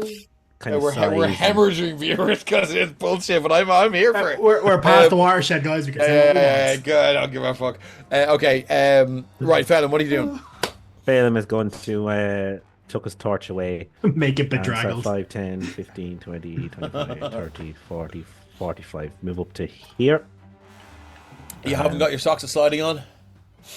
No, I don't. that's okay. I have a pair of boots that I'm keeping on. I will bonus action activate my Wayfarer's boots, which allows me on the next turn to do Double your a- movement. Yeah. But Love for it. the time being, What do you think that looks like when you activate them? Do they flash or? there's like this. in this moment, it's a bit disconcerting. There's just this slow increase of smoke coming from his heels, Oh, and Jesus. the boots seem to do this kind of cartoon running, like in on spot. And they're you just Marvin warming the up. Martian? The nails in the boots are getting hotter and starting to glow. and he's just standing there. His lower legs are a blur. That is all he's going to do for now. Okay, moving on. It's the bed. Kethra, it sees you, and its long tongue. Again, the bottom of the mattress. Do you know what? Let's just do another little shift. See, the bottom of the mattress is parts of these massive and spiny teeth. They're sort of dripping with this viscous fluid in the tongue, and the bed just begins to just rattle along. If you can imagine an earthquake moving a bed, but the ground doesn't shake, and it's got tick, tick, tick, tick, tick, and it moves towards you. Let's just see what its movement is. I think its movement is okay. Insert Mr. Krabs walking 5. sounds. Yeah, 10. Moving. All right, 10. First off, do you know what? Before we do the movement, let's just see what its reach is, because I think that's the most important thing. Pseudopod. Oh yeah, reach 5. No. Okay, acid spit seems good. Do you know what? I think we'll go to here, and I think it can see you. So look, let's just start off simple enough. We're gonna multi-attack, okay? So we're gonna make 2 pseudopod attacks. And 1 bite attack, or you can use acid spit in the place of, which it will. So we're gonna make 2 pseudopod and 1 acid spit attacks. Here comes a pseudopod. Zip zap skibbity bop. That's an 11. No, Okay, the second one, it's 23. unfortunately. You're gonna take 20 bludgeoning. If the mimic is an object form, the target is subjected to its adhesive trait. It's not an object form, it's a mimic form. So I think we'll just spit some acid at you. 18. Oh, pizza. Meets a pizza. That's 18 points of acid damage. So you're at 38 points of damage, Kethra.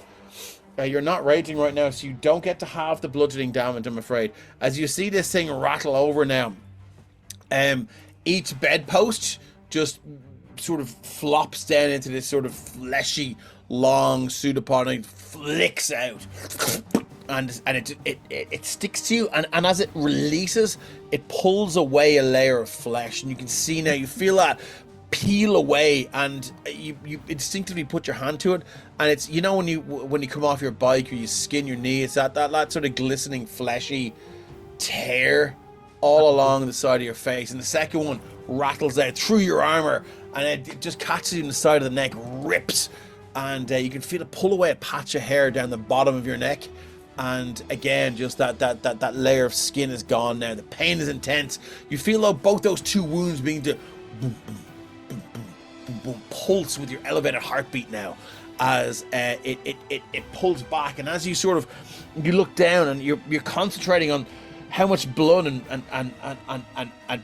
like how much of me has come away with this, you miss the acid spit, and it just catches you straight in the face. Scream with the pain. You feel this thick, corrosive fluid now begin to burn into the side of your face. She will feel the pain. She will initially grit her teeth at it, but because she does have one side of her head shaved, she's just gonna kind of stare up at it and behind gritted teeth be like, "Thanks, I needed a head shave wax." Fuck yeah. I like that. Give me let's give me a performance check just for the shit of it. Oh god. Oh no, poor Kethra. That's 7. 7. Okay, cool. How does it speak your language? It doesn't speak any languages. It's a mimic, Dave. Yeah. Oh, you know. Okay, that's it for that early graded mimic. I imagine Keitalan is in chat.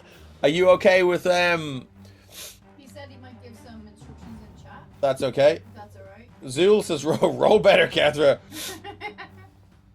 I don't know what to do with that. Are you okay with Craig, the master monk player? Jesus, because you kicked ass last time you were piloting Nira. He also fell off a I would wall. be honored. Okay, cool. Okay, but if monks don't fall off something at some point in your campaign, are you really a monk? Like, it always happens. Do you still have access to the sheet? Yes, I do. Yeah, Okay, I'm just getting excellent. it open Okay. here. This is going to be a fucking, I do not know how to play monk, so I'm just always in awe when I see you play one. Got okay. I All really right. want to play one at some point. How much I need to change my view on this. There we go. How much space does Nira have? What are we working with here? Oh, that's just lovely. Nira is going to move 35 feet, kind of dodging and weaving around the machinery. Parkouring over it. It's going to land right in front of the two mimics here. Okay. And then we're going to go unarmed strike. I am going to do a stunning strike if it hits on the top of the two. The not bedroom one, not bed one first. Yep. And is a 14 hit? Against this one here? The top of the two, yeah. The top of the two. Let's find out. It's only one way to find out. Your husband. Its AC is 14, so meets it beats it. All right, so it's going to take 9 magical bludgeoning damage right off the top. Yep. And I need a DC 14 Constitution saving throw for I've that, please. got. Boop. It's 21. How's that? No, that will do. All right, we're going to come in with another unarmed strike. Aimed at the same one. Why not? Let's try and focus this one. Go. We're going to use the cat's claws for it. Cat's claws. For a 21 to hit. 21's going to hit, yeah. For another 11 magical slashing damage, and if you could give me another Constitution saving throw. I will. Sorry, what was the first round of damage? Because I only did the saving throw. It was 9 bludgeoning. Okay, magical 9. damage. That's okay. Magical bludgeoning. Yeah, cool. And then the second one is another 11, and you need another con save. Yes. Cool, coming at you like Cleopatra. It's a 7. It's a 7. So it failed that Constitution saving throw. Do you know what? I'm going to use my inspiration there. I'm going to go again. That's a 12. It's still a fail. What do I need? Give me a 14. Well, I'm gonna drop my only boon. Yeah. I'm gonna roll a fucking D4, you motherfuckers. Dave's like, I'm not getting stunned and stuck. No, I've nothing. Look, there's nothing there. Perfect. Now that we're here, let's see. I've never wished for silvery barbs bigger than now. Yeah, right. Okay, and then with Nira's bonus action, I'm going to spend a 3rd key point. Let me just mark those down. Oh, no. And they're going to use patient defense. So they're taking the dodge action as a bonus action. So you just go into a hospital, pull out a patient, and just use them as a human shield. Yeah, absolutely. Excellent. Grab Love Catherine. it. Okay. Is that it for you then? Yes, that'll be it for Nira. That was a hell of a round. You've used up all of my stuff. Andira, you're up. This is wonderful news. Andira is still concentrating on her hex spell because if I cast it at 3rd or 4th level or higher, it lasts for 8 hours. Okay. So even with the healing earlier, it'll last through that. So she's going to reapply her hex to the same mimic that Nira just hit. Oh wow! How's the music, chat? Is it too loud or is it okay? Okay.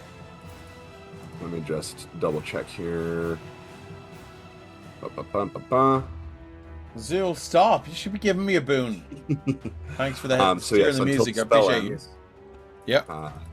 Whenever I hit that mimic with an attack, I deal an extra 1d6 necrotic damage.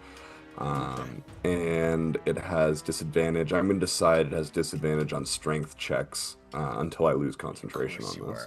Of course you are. Okay, cool. Is that it for you, Andira? No. Something else? No, That's not a by bonus yet. action. That's a bonus action, my friend. I am then going to, with my action, from right where I am, I'm going to fire 2 blasts of Eldritch energy towards the mimic that I just marked with my hex. Oh, shit. And that's 20 for a 29 and an 18 after that.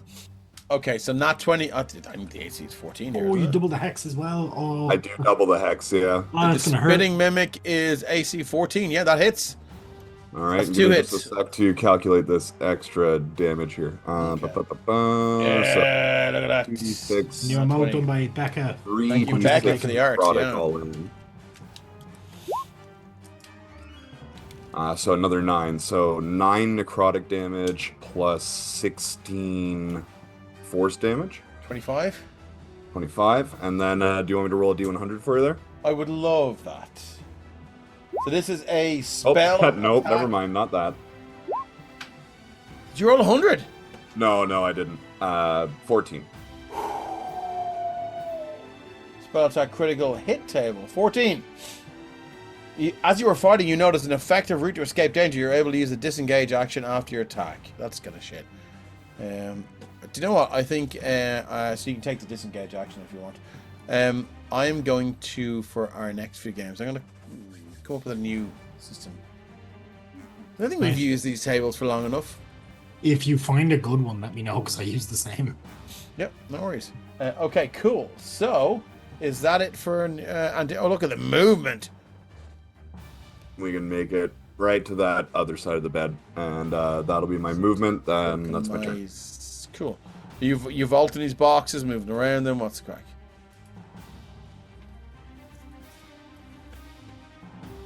Are you sorry, Andy, are you Oh yeah, vaulting the boxes. Yeah. Oh, excellent. Cool.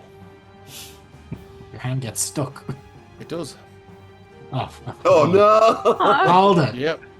So I'm gonna move you back there. I've been eyeing those boxes since the other two things appeared. I was like, Here we go. Okay, cool. So I'm gonna move this one into the turn order. Boopity boop boop boop. That's 17, so that'll be up there. So I'm gonna reorder the turn order, but this will have an effect on you now. Sure. As I so as you touch it, where have we gone? Your hand sticks to it. False appearance. So we're gonna go up to 4. Okay. If the mimic is motionless at the start of combat, it has advantage on its initiative roll. Moreover, if the creature hasn't observed the mimic move or act, that creature must succeed in DC intelligent to discern if the mimic is. Well, you haven't. You didn't even suspect it. No. I would argue. So it's good. Let's roll. Let's just give it another intelligence. I'll roll a d20 so as not to get too confused by the thing. So it's got +1 on this. So let's just roll d20 and see if it's better. And then I will change it. 7. No, it doesn't. Okay, cool. So it is. Unfortunately, you are. I think it does adhere to you, right?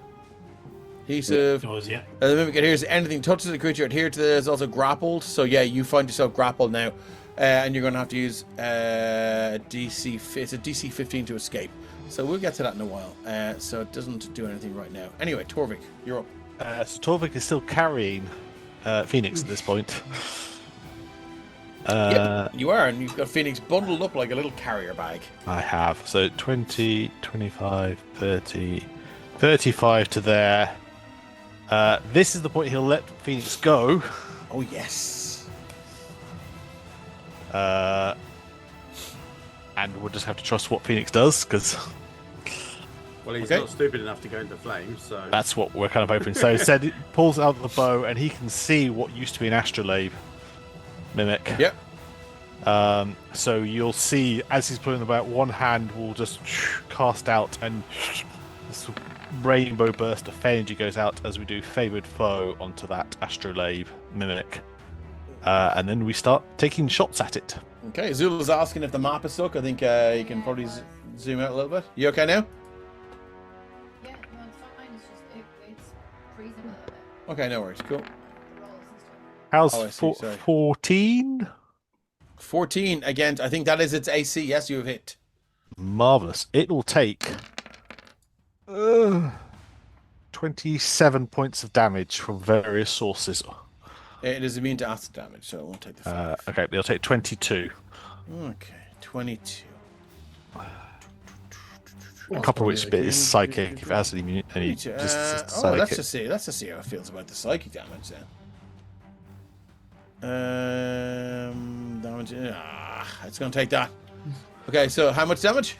22 in total then. Fucking Jesus sakes. Okay, that yes, your arrow shoots through over this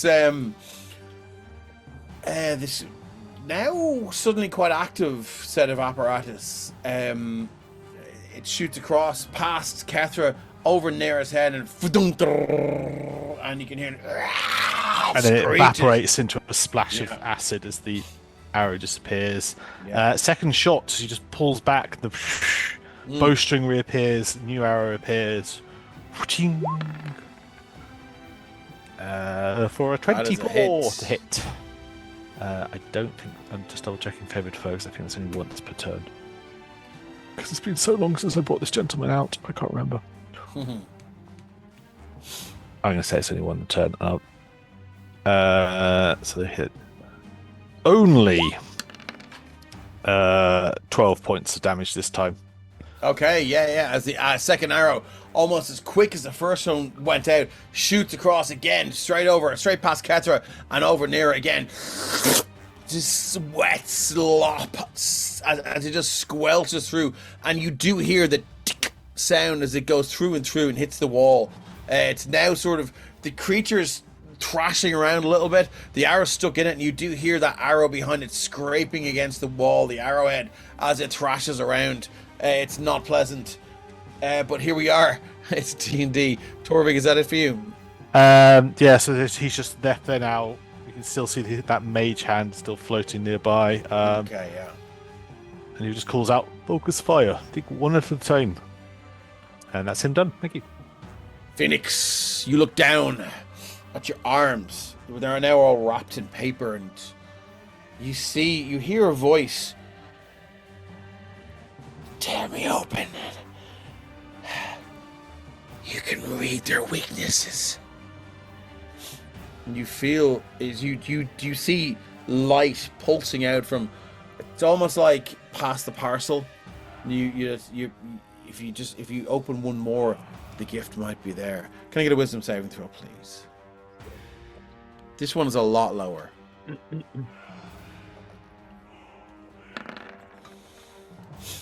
It's an 11, but I'm going to use a boon on that. You need a 12 for I this. don't have one. Oh. Yeah, okay, cool. Well, So you find yourself just peeling a strip of this this page off. Anyone else looking, you see Phoenix Valley just tearing a strip of their own skin off. Oh. And it tears around, and they just drop it. You're going to take 2 points of damage. Okay. They just drop it, like it doesn't mean a thing, and they just seem to be fascinated now with this. What are you doing with your shit, Dave? Sorry, Keith. Keith, what's your plan for your action here? I was going to cast a spell. I think Yeah. I can't. No, you can. Oh, really? Okay, so it's Yeah. normal turn. Yep. Oh, okay. I feel like that's a lie, but okay.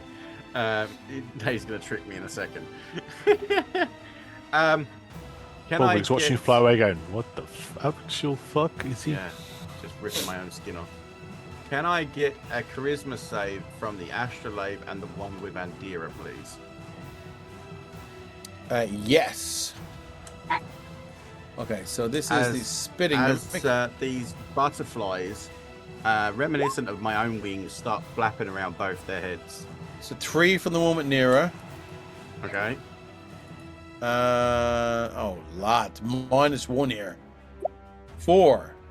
Okay, so they are both charmed by me, and when it's their That's it. turn, I'll let you know what you can do for me. Let me just see how they are, if they're immune to any conditions. Oh, lads, seriously? 1 second now. What are you grumbling now? I haven't got anything. Give the puppy treats. That's what it is. He's being a fat boy right now. No, he's just. This is crazy. So they don't speak any languages, but they can still be charmed. Okay, cool. They're Yeah. both charmed. So let's give them a little. I think I'll give them a little yellow dot each. And that's the end of my turn. Okay, cool. That's pretty impressive, Kethra. Okay, so she's very pissed off, as you can tell. So she's going to rage. And with this rage, she can now use her new ability, I think, Divine Fury. Yeah. And Okay. she is going to move up, unfortunately, because she's stupid, up to there. And she is going to flame sword. This little bugger. And hopefully it hits. 11, but I'm going to use a boon and see if that works. Do I have a boon? I have a boon. Against which one? The big one. The bed. Yes. Okay. The big one. Let me just see what it's AC is 13, so you need a 2 on your boon. Oh, it's gonna be a 1. Don't say that. Come on, think Oh, it's a positive. 2! Yeah, that's a hit. So for how much damage? 10 slashing, 9. 19, 23. Yes. Wow, okay. And she used the second attack, so she's gonna do it again. But with your first strike, feathers everywhere. She's going for that thing that'll throw the pillow so it can't Yeah. pick it up. Fucker. Can I use the Divine Fury again? or can I use it First once? attacking around. Yeah. I believe. That's okay. I'll take one off. And then go again. Hit better. 18. 18 is a hit. So For that another 12. 21, 23? Yep. For 20. Jesus Christ, Catra. Divine Fury is essentially Smite Light for barbarians. Whew. Okay. Yeah, let's so I was see if- hoping that let's it see would if they have be- any fucking reactions here now, because I'm It feeling says like here I that I could use either haven't. necrotic or radiant damage. So I Yep. didn't know what was better. So I think the radiant damage would be. I thought these things could swallow you. They can. I'll rip you usually. from the inside out. Try me. If you get stuck to them, they can usually start to pull you in. I don't see any swallow option here, and I'm kind of Wait really a minute, sad. right? You sure? What? You sure? Because I Adhesive, that false same appearance, grappler, multi-attack, pseudopod, bite. Doesn't say anything about swallow here. might be a Maybe because different it's the variant. greater one. It's different. Okay, look, we'll make it work. We'll make it work. Is that it for Cathra? At this moment in time. Spitting mimic is charmed. What's it gonna do? Okay, can you roll me a d10? I sure will. I am the chaos monkey. That's a 10. Acts normally. Okay. Yeah, so you can act normally on this one. Oh, fuck yeah. You better believe I'm going to do that. Okay. Spitting Mimic. They don't call it that for nothing. Tua. Yeah, look, I mean, look, it's an older meme, stir, but it checks out. It is what it is. We're going to spit acid. It's gonna recharge this. So, okay. It's going to spit acid at one creature you can see within 30 feet of it. I would feel shit if this killed Nera straight after that. So, Catherine, we're going for you anyway. Because you're the one fucking kicking ass here. Boop. Can I get a DC Dex 14 Dexterity saving throw or take 9d6 plus 1? Don't forget that 1 acid damage. Dexterity saving. Did you re-roll to get it back? To recharge? I will have to roll to recharge it, yeah. Hasn't Ooh, used it yet. Oh, I 7. thought you'd used it before. No. Okay, so you're going to take 9d6 plus 1 acid damage. Slash Do you 4. have Danger Sense yet, Kira? It's not. Oh, it is. You should have danger sense. Yeah. At level 3? You should have advantage on Yeah. that. Level 2, isn't it? Yeah, you should have advantage on that saving throw. So you can roll again.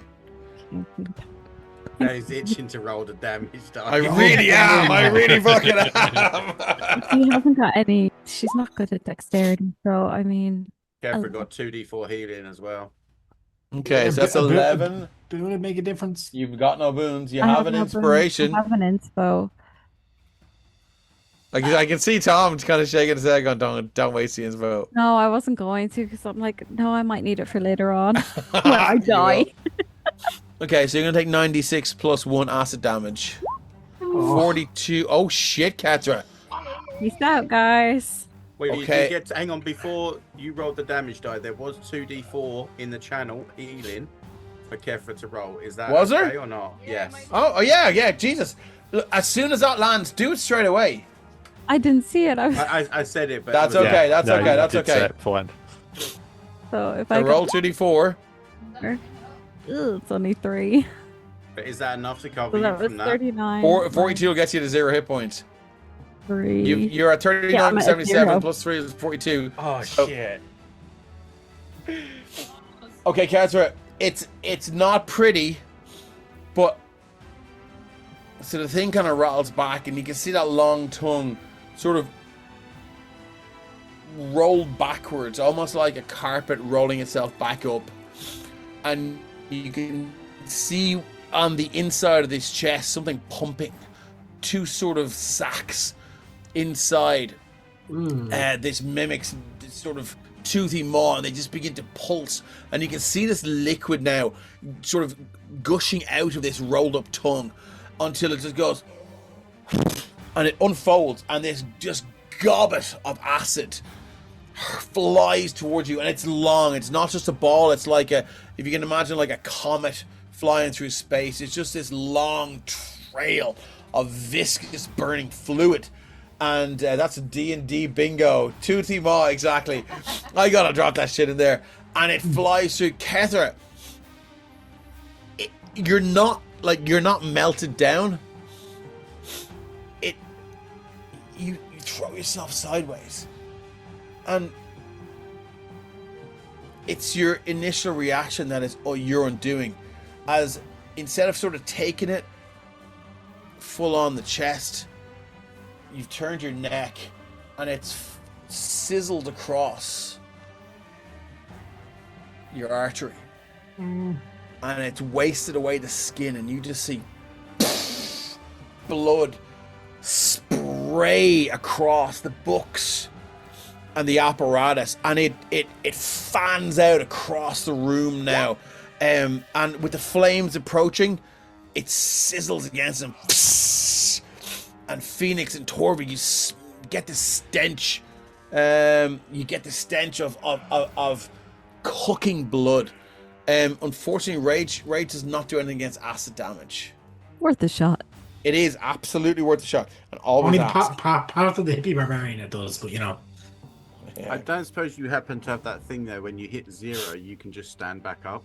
It's a high level feature.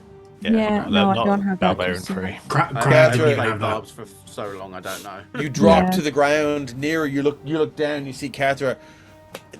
The one thing that is keeping Kethra going at 0 hit points is the fact that you threw your hand on to the side of that worn away and wounded neck, and it's almost like the acid has begun to wear away at your hand, and now your hand is sort of grafted over that wound.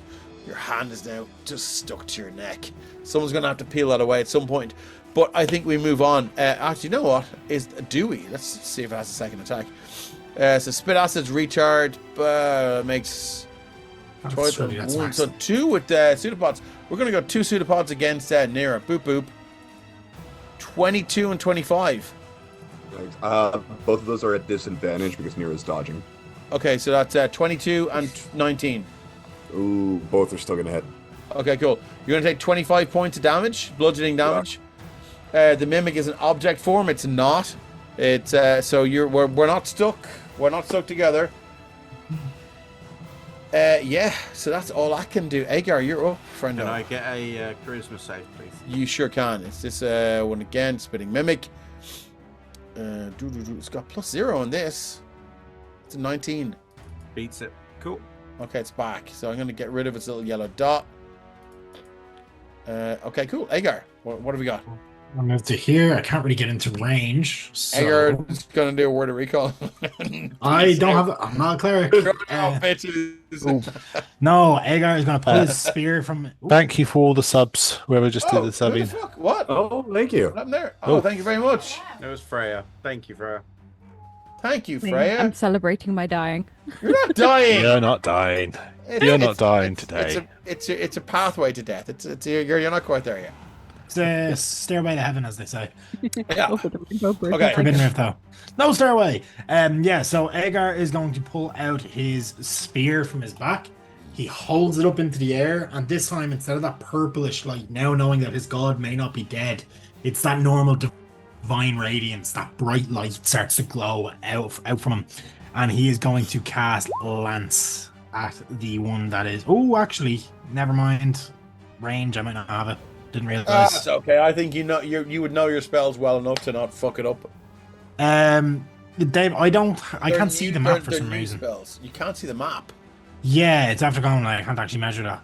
Do you want to refresh You're or 50 away. 50 away, yeah, I can't do that. Okay, sorry, I thought it was 50 feet, but I was reading it wrong. That's stupid. It's my only range spell. Hey, welcome Surely in, it should be- Sparkles Mandy. Lisa and Zul says at least there are healing potions. So we're just found exactly. Just like pour them all over the wound. It'll be fine. That's how they work. Then if that changes things, then yeah, I'm gonna do this. Third level. Haste. Haste on myself. So I thought you were gonna haste Andira. I was like, okay, awesome. myself. So Aegar reaches in, and that clockwork inside him starts to spin much faster. It's like an extra gear somewhere inside him just turned and started clicked into active, and it drove the rest of him into overdrive. And that haste, it actually would have doubled my movement, so I would have gotten to 60 feet. So I would have gotten to here. Can you just re-explain to the viewers a little bit about Varen? Varen is the god of adventures, and he's some sort of domain over death as well. He's not like a death god like the Raven Queen, but potentially was there before the Raven Queen. Is what I think has been hinted at.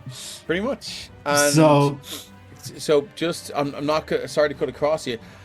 As that haste spell takes effect, Andira, you almost feel like your connection to the Raven Queen has been dulled slightly as you sense power manifesting in Aegar over your shoulder as this greater mimic is now stuck to you. You look over and you see this, but you almost feel like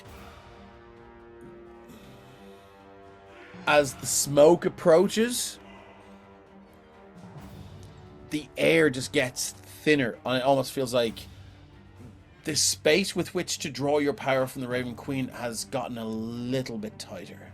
Ooh. Almost like the portfolio is being reclaimed. Oh, Jesus. Interesting. So, yeah, because of that, I'm going to use my hasted action as well to dash. So, action to cast a spell. Haste gets me 60 feet. And then dash to get to here. And that is all I can do. But I'm about to wheel down with the longsword. And it is starting to glow, as per se, to kind of hint what I will do on my next turn. That's cool. Aegar, with that in mind, is Andira considered an ally? Cheers, yep. Okay, cool. Good to know. Is that it for Aegar? It's it for Aegar. Top of the round, the smoke comes billowing in. And the perfect start to the initiative round. Everyone in this chamber now is beginning to cough and sputter and hack up this black fluid. Can I get everyone to make a Constitution saving throw? The DC for this is 10, and it will go up by 1 every round. Dave, can I get 1 round not doing it because I'm so short? Unfortunately, the smoke begins on the ground and then moves up. It travels on the ground. So I don't breathe. I think I'm going to need 2 Constitution saving throws. On the ground. I'm joking. Of course. Can I be exempt under the fact that Aegar doesn't need to breathe? Yes, you can. You do not need to breathe. I'll be right back. No worries. If you're hitting me in the meantime, my AC is now 24 because of the haste. I like it. So who failed the Constitution saving throw? Nira did. Nira. Okay, cool. You're going to take... It's okay. It's only 1d12. I'm doing 1d2. 8 points of damage. All right. DC was what time again? It was 10, and it will go up by 1 every round for as long as you stay in here. That's not how smoke works. Well, it is in this game. Okay, I passed it. So what? Sorry, can I go ahead, Dave?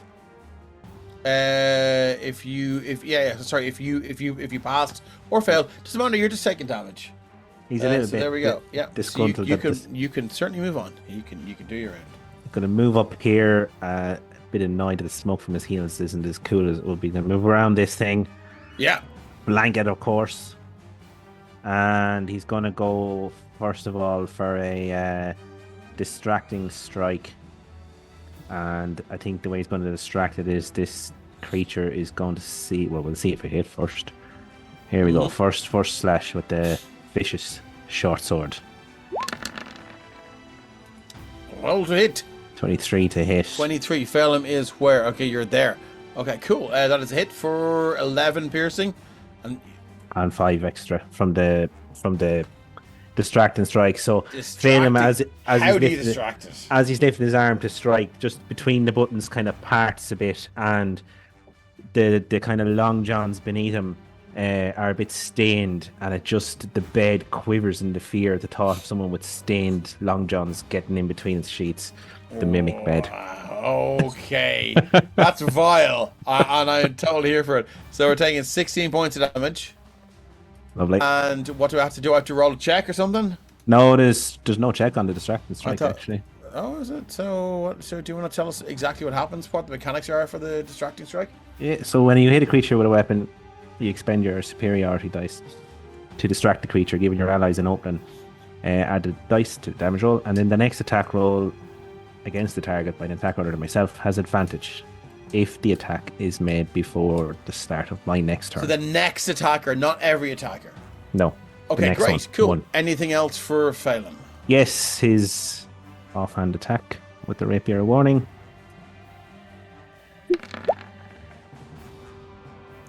11 is not going to do it. 11. What's the AC again? It's currently attacking Andy though, so Oh, I have advantage. Sure, I'm flanking him. 23. Do, yeah. Dirty flanker. Okay, cool. That's 12 to hit. Yeah, that's right. 12 points of damage. Yeah. Okay, cool. As the rapier digs in now, you can see again it shoots through this pillow, and again his feathers just shoot out. And Dira is kind of covered in this viscous fluid. So Adira is sort of half covered now with feathers. Wonderful. Yeah, I mean, but they're white though, unfortunately. So it's kind of off-brand, but you know. We'll just have to dye them afterwards. Yeah. Right. Okay, cool. then, is that it for you then? No, Anything he's else? one more. You're attack, hasted, aren't you? No, I'm not. No, but I have my extra attack as well. So Okay, here we go. go with the back end slashing in with the other hand. Let's see what we get. I love a natural 20. Jesus 25, Christ. 9 piercing damage. So Another just 9. slashing away, and there's cotton going everywhere, and little chips of teeth and tongue flying. Absolutely, yeah. And the blade goes in for a second, you lose it, and you're like, fuck, where is it? And then you kind of pull apart the cushions and the things, and you just like pull it back out, and you've got it again. It's fine. Is that it for you? That is it for me, yes. Can I Yes, get Greta. 3 charisma saves, please? Well, sorry. Did these happen on their turn? No, it's when your it takes turn. damage, which is why you've got 3 of them. Oh shit. Okay. Oh right. Okay. I like that. Thank you very much. So yeah. you're not, this isn't a save, and I get you. Yeah. 1, 2, 3. You have an opportunity. I've got to a get out of 16. it. No, you're still under my guys. Boo. This one here. Okay. Cool. Boo. And Incoming it comments is from this Margaret one's Kanan. turn here now. That is not that saved, isn't it? I only went for the top one and the bottom. Oh yes, one. of course The you middle couldn't see it. one's fine. Okay, cool. So it's gonna go for Nira now. Here we go. So we're gonna go multi-attack. It's gonna make 2 pseudopods, and it's gonna do 1 bite attack. So here we go. Pseudopod, bite Are they still at disadvantage from the dodge? against Nira. I don't. Yeah. know. Are Yeah. they? Okay, cool. So pseudopod. Oh wow, 14, 26. Sorry, 17, Negative. 18. No, 18. 11. Oh, sorry, 11. God Oh, damn 11, yeah. it! So none of them hit. Yeah. Nice. That makes me real sad. Nira, you're up. All right. Well, Nira is going to return a volley. We're going to go 2 more unarmed strikes, both with the cat's claws. 13. Would a boon make a difference on that 13? Against what? Against, Yes. sorry, the Yes. same mimic. It's 14.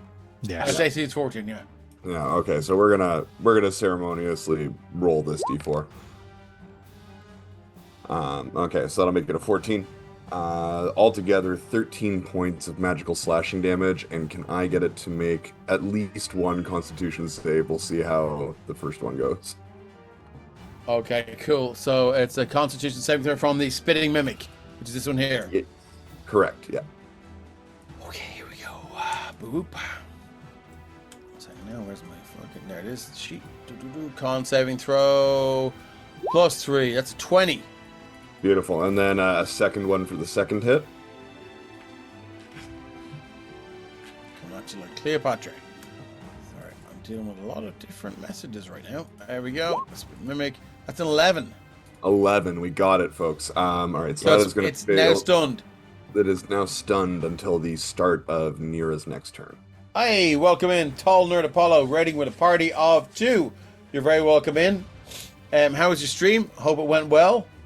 We are they were exploring through an ancient wizard's hideout, lair, den, hard to know. And everything came alive, and there's a shit ton of greater mimics, spitting mimics, and there's acid everywhere. It's not pretty. Someone's got their neck burnt off, and they're on the ground. But look, it'll be fine. You guys are here. It's going to be fine now. Everything's going to be fine. Okay, cool. So look, this mimic is now stunned. Do you know what we'll do? We'll give it a little snail icon. Oh, that's very cute. Okay, cool. And then I'm going to burn one more key point to use Flurry of Blows and make 2 more unarmed strikes against the same Spitting Mimic, now at advantage. At advantage. And if it's stunned, they're auto crits. No, it's Correct. paralyzed, is it? Oh, let's I double think check. stunned is the same as paralyzed. Is it? I think it is. Let me double check. I Don't thought it was just think it is. advantage on attack. I think it's just No? advantage. Ah, Yeah. okay. Boo. All right, just advantage. Right. Sorry to be the bearer of bad news, Craig. That's okay, because I had an army of monks coming at you for the next game. I got a nice First reset. one is 25. 25 for 11. Second one is 28. Okay, cool. The first one, So for 21 magical slashing all in. okay, well, the first one you stunned it into death. Oh, lovely. So, yeah, excellent. So how does that look? I think that Maybe the mimic were friends. this Friends like with metal half, anyway. Sorry. this like half mimic, half astrolabe. And Dira finds like this one kind of conjuncture of like flesh and metal and delivers like that stunning strike, and it ends up being this sort of vulnerable point. Nira kind of comes along with the cat's claws and rips where the mimic's throat should be clear out from beneath its mouth. And as you do that, it sort of reverts to astrolabe form for a moment. Ketra, your eyes open, and as you hover between life and death, you remember a long time ago you were told and it was explained to you like when you were born. And as the astrolabe sort of spins around, it's almost like the alignment of these planets that you saw in this explanation, the book that was read to you about your date of birth. It almost looks very similar, and then you just drop. Doesn't make a lot of sense, but it's sort of, it's poignant.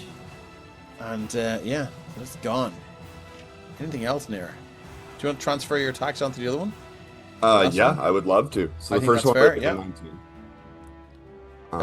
So yeah, And that would be another 8 points of slashing damage. 8 points And of then slashing. burn a further key point to add a stunning strike onto that one. So I need another Constitution save, please.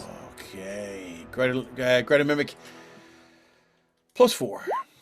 It's a 14. 14 meets it. Okay, great. yeah. That's cool. Can Torvik see that? Oh, no, don't worry. Never mind. Don't worry. No. No, it's fine. Don't worry. All right. Anything Nira's else? once again going to use their patient defense and just kind of move around. You can't because you used Ooh, flurry I blows. didn't use blows. Yeah. You're correct. Sorry. No, You no, can still you're move around no, it, but no, don't I'm be still sorry. gonna I move. appreciate it. Yeah, I appreciate You're it. Too. going to move around it. Okay, cool. Nira, that's it for you. Greater Mimic here. It is currently affected by D10, charm. please. D10. D10. Yes. That's a 4. The creature doesn't take an action this turn. You motherfucker. And Nira, And does it get to make a save at the end of a turn? It does. I was just about to say it to you. Phew. I was leaving you sweat a tiny bit. Just hanging a little bit. Okay, go. Charisma save. Yeah, let me get in. Where are we? There. Greater Mimic. It's charisma shit. It's -1. What do I need? Why do you think I went for that? I'm not telling you. What's a DC? The 17. Okay, cool. So it's still under the effect of your fucking bullshit charm. Yep. I love Phoenix's hat. Matches the beard, and I'm so envious. Thank you very much, Scottish Kitty. You're very welcome in.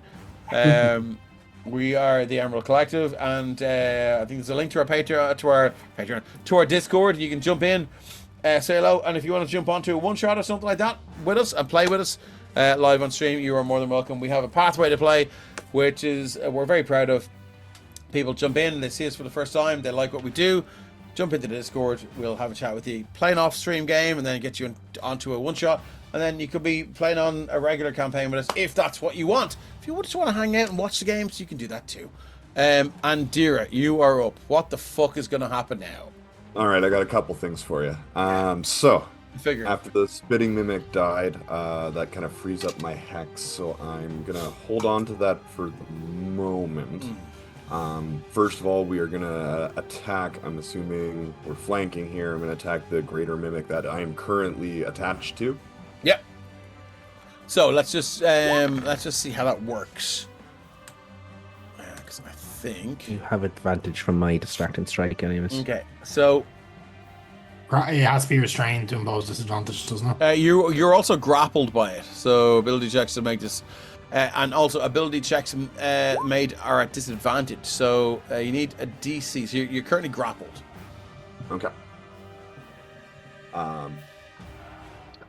But I would still have a free arm. Or are you saying that I do Yeah, not no, have you a can free- still attack. You just Yeah, you have can speed still of attack. 0. Your speed is 0. Beautiful. I think you're at disadvantage though as well, aren't you? When you're grappled? That's That's restrained. restrained. No, that's restrained. bullshit. Well, he would be at advantage from my distracting strike, would he not?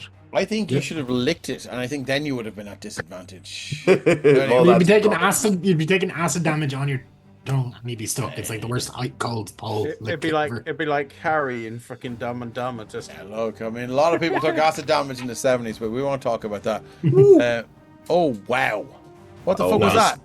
So this is a booming blade attached to this attack. Fucking hell, lads! So it's going to do 14 points of damage from my packed weapon plus 16 points of thunder damage. From 34? that sweet max damage for 30. 30. Sweet Does it? baby Jesus. Does it bleed? If it bleeds, we can kill it. Yeah, I mean, but yeah, it does. Well, it begins to just ooze this sort of, it's this watered down acid. So normally, it's completely coated with acid, and but it just seems to be the two pillows at the end of the it's not a bed, is it? It's a series of boxes. So the boxes just begin to leak this sort of acidic water. And you can hear kind of like it's crying. So this is important. Technically not blood though. It's not blood. Not blood. Wonderful, wonderful. In which case, we are going to use our bonus action at this point to reapply my hex to this one. We're going to come at it with another attack from my packed weapon. 26 to hit. That's gonna hit. Yeah. Oh, it's not quite, is it? It's what is that on the die? 7 slashing, isn't it? 1 + 4 + 2. 16 on the die. And then another 1d6 necrotic from my hex. So it's 16 + 7, right? + 3. 16 plus 10. 16, 26. Okay, cool. I just want to make sure Ouch, we're dude, doing the ouch. math correct on this. The We are. 16 earlier was from the first attack. So okay, 16 okay. plus Okay, 14 yeah. for 30. I got you. Yeah. No, yeah, Plus we're all another clear now. 10 Yep. all in on this one. Thank you very much. Cool. Is that it for Andy? That will be it for now. Okay. 2 Torvik. charisma saves, please. 2 charisma saves. Thank you very much. Oh, God, this is so shit, lads. -1. No, keep going. Proceed. As you were. Okay, cool. Torvik, what have we got? So Torvig saw Kefra goes down, and that's his next priority to deal with that. So he runs past, and to get to that point there, he will misty Look step, at that. and he will appear there, Yeah. right by Kefra, as he misty steps through the Feywild, lands there, pulls out his own potion of greater healing, and will feed that to Kefra for 4d4 plus 4 healing. Okay, so you're going to hold Catherine's nose, you're going to pour it down her throat, and you can see she's Through that gap in the side of the neck, so I want to flay that back up as well and get that hole sorted. It's just, it's just like when someone's choking and you just like put the straw into the neck. With I a don't know healing if Freya potion, wants when to you roll can that, or... Wow. I think we can let Kethra roll that. you can skip the taste buds with the healing potion, always do, because I imagine they And taste this like is awful. why I gave one to Torvik. Okay. So Kethra, what was it? 44 plus 4. Oh dear God. You get 11 Anyone got points of Gavin's healing. gun? Throw Misty Step in as a reminder for you, just don't, 'cause that's all the second level spell slots gone. Oh no. Yeah, 11 points of healing back. And Nice. Okay. Kethra, you kind of... almost like you've gone to sleep and you know you're on the first watch. And you're like... You've had that kind of sleep where it's like... You can still hear everything. Technically you're asleep. And then someone wakes you up and you're like, I didn't fucking sleep. And they're like, we heard you snoring. And you just... And you kind of wake... You kind of snap back and you're like, ah! And you pull your hand away and it's just like this... Strings of viscous flesh just... wrap around your hand as you pull away, and you look at them, sniff them. It smells disgusting, but you are ready to go at 11 from 77 hit points. Kethra, you got 2d4 healings from the fucking woman behind me. Go on, Get thee behind me, Satan. So you can Sure roll. he is. You can roll 2d4. That's another 7 healing. Kethra, as you are up to 18 from 77. This bed is right behind you now, and it looks like it's about to just completely devour you. And Oh. drowning is a big fear for you. Yes.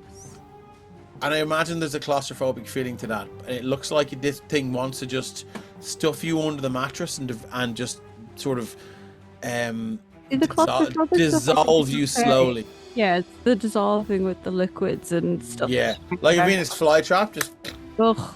that's exactly what it feels like this thing is going to do to you. And the legs on the bed are kind of rattling excitedly, and you can see almost like the pillows look like eyes, and it's like it looks very excited to finish you off, Kethra. What are you going to do about that? You're going to have to. It's not her turn. Oh yeah, but you're going to have to re-rage though if you want to. Oh, she will. Don't worry. Because you're raging. That is a good point, Torvik. Thank you very much. Anything else? Yeah, Torvik will like to use the last 10 feet of movement to drag Kefra 5 feet back and away out of its melee So range. that is forced movement, so there's no attack of opportunity. Yeah, and that's all his movement there. Drowning is a free action, says Keith Allen. The man, So is crying. the man is delivering some fucking absolute molten bronze droplets of wisdom and comedy here from the chat section, and I love it. Is that it for Torvik? That's it for Torvik. Now that's everything he's got. Would you argue that if I moved into this square, I could see around the corner enough to see that mimic? This one? Well, can you see the corner of its token? Yeah. Well, then you can. Yeah. I was just checking with you that's Yeah. fine. No, that's Okay. fine as long as you can see it through the dynamic lighting. Then you're all good. Yeah. Where the fuck is it? There it is. Why didn't they give me the choice of what to roll it as? I think you have to do it 3 times or something. Or you can't. Yeah, magic missile, you either multiply by the amount you'd have, or you roll it individually. You have to set up a manual macro, which is what I do for Ren. But Pain in the Okay, hole, yeah. I didn't know that. Okay. Neither So do I. I was It is a gonna do pain. second level anyway. that's Okay. 4.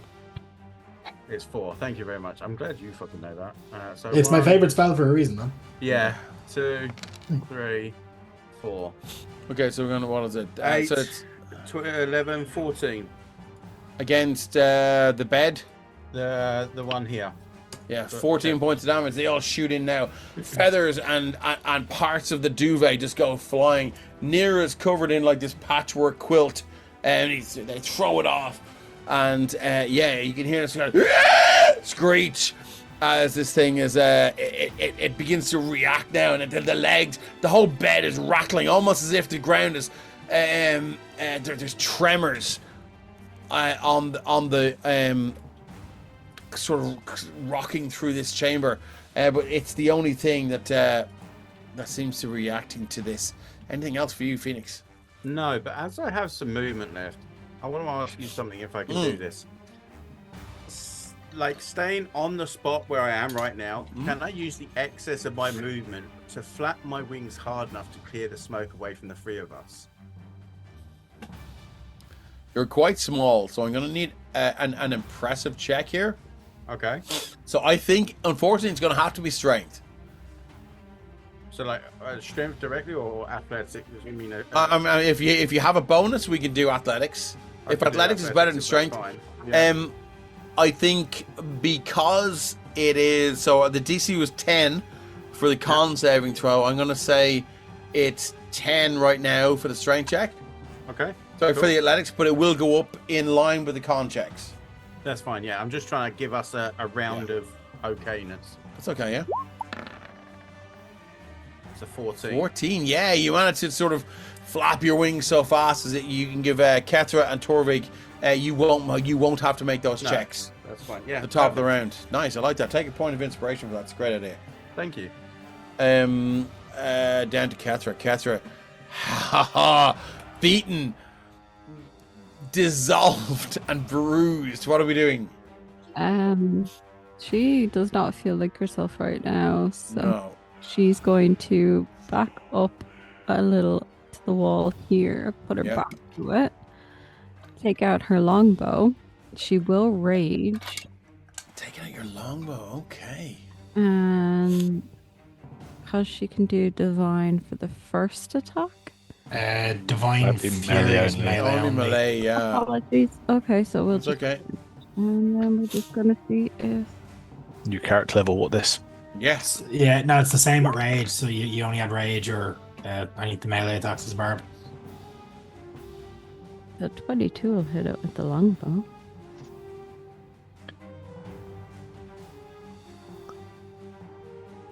Did Dave die? Sorry. Did you hit that? Hi, brought 22. Sorry, I was looking at Discord. That is no problem at all. 22, so 7 piercing, 2 rich. Sorry, I don't. look Technically, at- that should be 23 because we gave you a longbow plus 1, I think, didn't we? Was it Yeah, I a think it was, plus yeah. one? Yeah, because you're using Torvig's magical longbow. Oh, I believe. 3 must hit, surely. Yeah. Sorry, what are we doing? We're at 22 to hit is a hit and then so that's 9 core damage against this one here. against the bed. Yeah. Unfortunately, you don't have the line of sight. I don't think. Can you see it? I can see the corner of it here. Yeah, well then that's enough for me. That's fine. So that is 9 points of damage. Catherine, yeah, that hurts. Yeah, the arrow One shoots through and more. through, flies past Nira.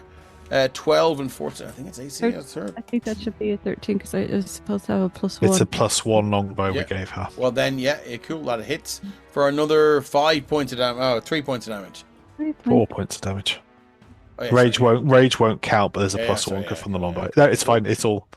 We need to adjust that on the sheet. It's all good. It's all good. It's all good. Freya, if you need to head off, that is absolutely no problem. I think I just might do since it was just Yeah. that end. And look, let us know how you get on tomorrow. Love you, leave yous. We love you. Don't die in this, Thank you. please. We'll see you very soon. See you later. Mind yourself. See ya. Okay, cool. That is it for Catherine. The spitting mimic is dead. Let's get rid of that. And then we're up to Aegar. Aegar, what are we doing? So, as Aegar kind of now in his hasted form stands before this kind of greater mimic, that light from within him, so his the core and all is starting to shine out through the gaps in his armor, as he is just going to unload on this thing. So Okay, let's go. first attack is going to be with the Dragon's Fang longsword, one-handed, because that is a 12 to hit, but I have a boon, so I'm going to drop that. So 13. Well, at least a hit, so but it's a 16. Yep. I'm going to drop a first level smite, so that's another 2d8. Jesus. Look, it's my last session here. I might as well use the slot. So that is 19 points of damage altogether. Against this one here? Yeah. Okay, have you got a second attack? I have 2 more attacks. Okay. So 19. then Yeah. we are going to drop another attack with the longsword. 25 is a hit. I'm going to drop a second level smite, so it'll be So 3d8. it's 9 anyway, and then you're going to drop a smite. Yep. Second level, 3d8. It's another 18, so that is 9 plus 18, that's 27. Yeah. And then third haste hold action. on 1 second. Holy fucking Jesus Christ. Yes.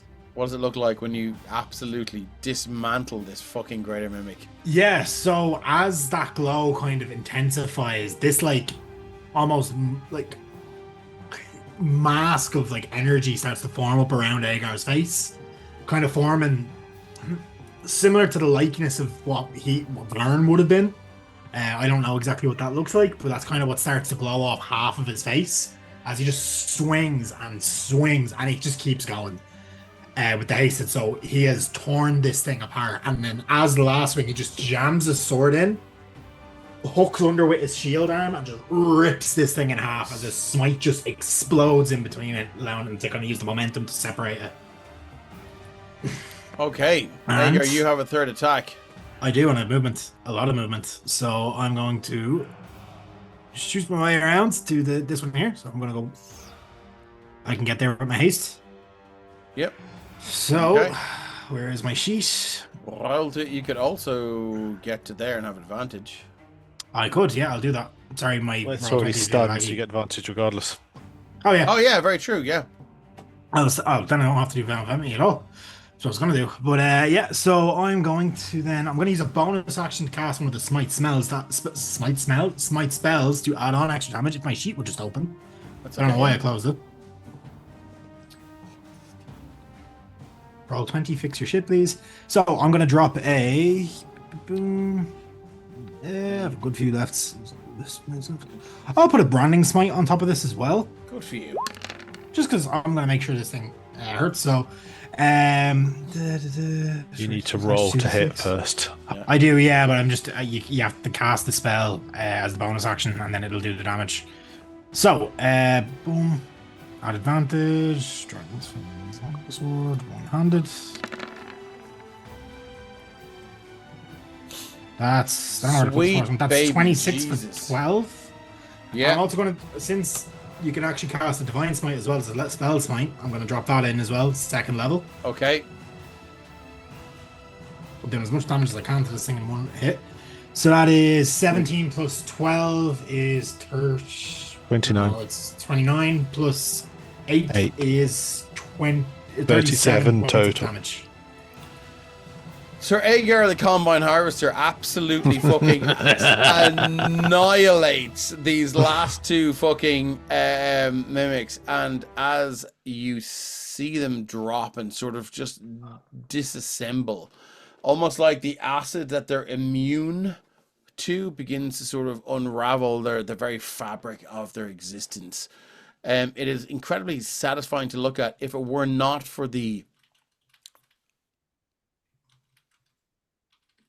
choking and lethal amount of smoke that is sort of blowing its way We towards run, you, we run, we run. I would suggest you get We the run, we fuck run. out of here. Through the mirror. It is pretty easy. We don't really have to do any run through maps. I'm happy to say that you guys make it out. So what I'm gonna do is I'm gonna move you back to all those maps ago to here. Remember this place? No, because it wasn't in the Oh, game. Yes. there we go. Okay. Go all the Been way a in while. there. Yeah. Shift Z. I'm going to drag in Aegar. 1 second. Where is he? Yeah, Kate in should be chat says, getting I some, think it's time for say sorry for Aegar. I think so too. I'm hoping we get up the top of the stairs here and he turns to stone. That's I have plans. hard. Okay, cool. So as you make it out, let me drag in Aegar. Where's Sir Aegar? Just search here. It's the one that's just Aegar. Sir Aegar's the Oath of Oblivion. By the way, for anyone that's interested, now that I've had my fun with it, the spell that I used was called Butterfly Effect. It's fucking crazy, dude. Nice. It's been a while. So as you make it out there, Aegar, I mean, this has been a pretty hardcore fucking arc. As you make your way out, Aegar, you feel like it's time to say goodbye. I don't know. Yeah. So, Aegar, as he kind of steps into the sun, probably for the first time in a couple hundred years at least. Long time, yeah. He doesn't exactly know. He doesn't know how long he's been down here, so he kind of just stands there. And like his face, like he isn't actually squinting because the way the metallic Gearforged face is made up. But he's just kind of stood there looking up at the sun. And he kind of just reaches down, like he probably kept his blade out on the way up because just in case anything came around, since he would have helped lead the charge of it. He'll sheath his blade and he turns back. He's like, "We didn't get off on the greatest of terms down there, but I wish you all the best in your future endeavors. You'll need it." I think you will as well. There is a challenge waiting for you, I think, when you get to your journey's end. I wouldn't have it any other way. I have an oath to uphold. I go to find Brulvod, and I will tear that vampire's head from its corpse. I swear that.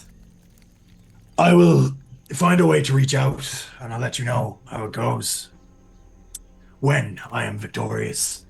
But a piece of advice: this land is treacherous. I'm sure you already know. Avoid the swamps. There's a darkness there. I believe the creature's likely left, but Swamps is not where we're headed to at this moment. if you do find yourselves going there, be careful. That is where I met what I presume to be my end. Good hunting. You too. May Varen guide you. And he looks directly at Andira when he says that. I do not recognize who that person That's is, some but I'm sure old that shade. The guy actually locks eyes as he says that, and then his like emblem, like that, like the kind of fat and claws on it, kind of glow slightly, and then he hefts his blade and starts walking off into the jungle, isn't it here? Yeah. Yeah. Okay. But probably at some point here, a divine smite go off if something gets in his way. Yeah. As that happens, you just get eaten by an undead T-Rex. That too. That's what gets smited. Real funny you should say that. About the T-Rex. I'm gonna You just move. see a T-Rex I'm gonna head go move us flying. over. I'm gonna move us over. And as you are walking out here, heading towards the center of the, I think you can see where you are here. Yeah, can we all see where we are? Yeah. Shift bing. As you're making your way, whoever wants to heal up can heal up. But what I will say is what happens here is you are sort of tipping your way around and heading towards the center of the island. You're sort of nursing your wounds, and you hear this.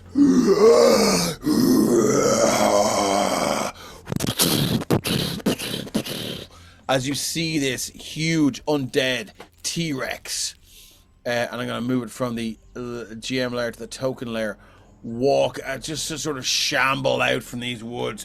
It sees you now, and it moves over to here, and it sort of moves around to almost try and circle you. When running out from here on the map, you see this 14-foot tall, 5-foot wide obsidian monster. No facial features, as it sees you, and between you and this giant undead T-Rex. You see it just walk up, and almost T-1000 style.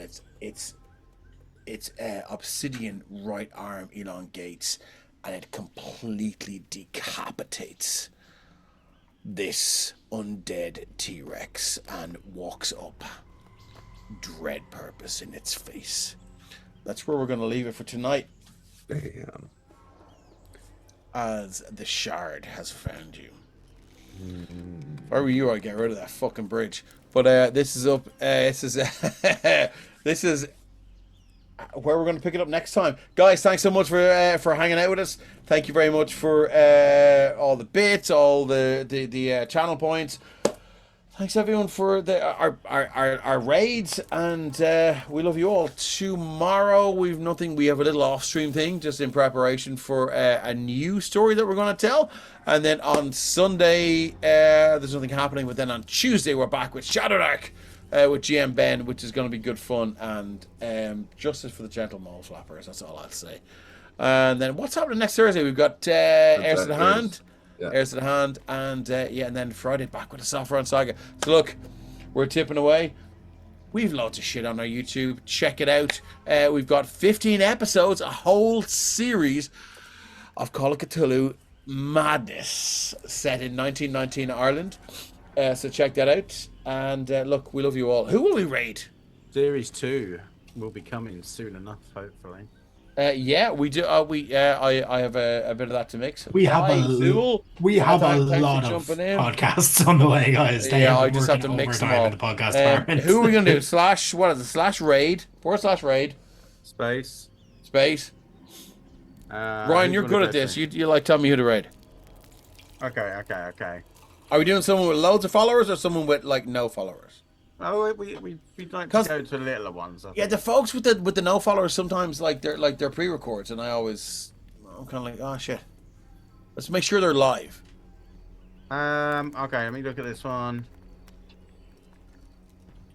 See what they're like. Let me give this T-Rex. Okay. Rest before we get to this point next time, man.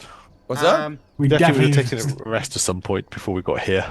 Yeah. Oh yeah. Well. Yeah. We'll see. Let me type it in the chat and then you can. Yeah. Aegar's just in a bush there, like, oh, thank fuck, I left. Can you whack it into the roll 20? He's just watching. He's like, oh, you're fucked now. Cool. Great. Cheers. So it's targeted attacks. Cool. Oh god, what's happening? Well, the shard is secretly just Aegar's true form. We just got a stream elements thing annoying me there. So /raid /targeted attacks. They're playing Explorer's Guide to Wild Mount, so. Right, has been created, my friend. Guys, thanks so much. We like Darrington press content here, so it's good. Yeah, we love you all. Thanks so much for hanging out. We will see you soon. So look, 11 viewers are ready to raid targeted attacks right now. Thanks, guys. Love you all.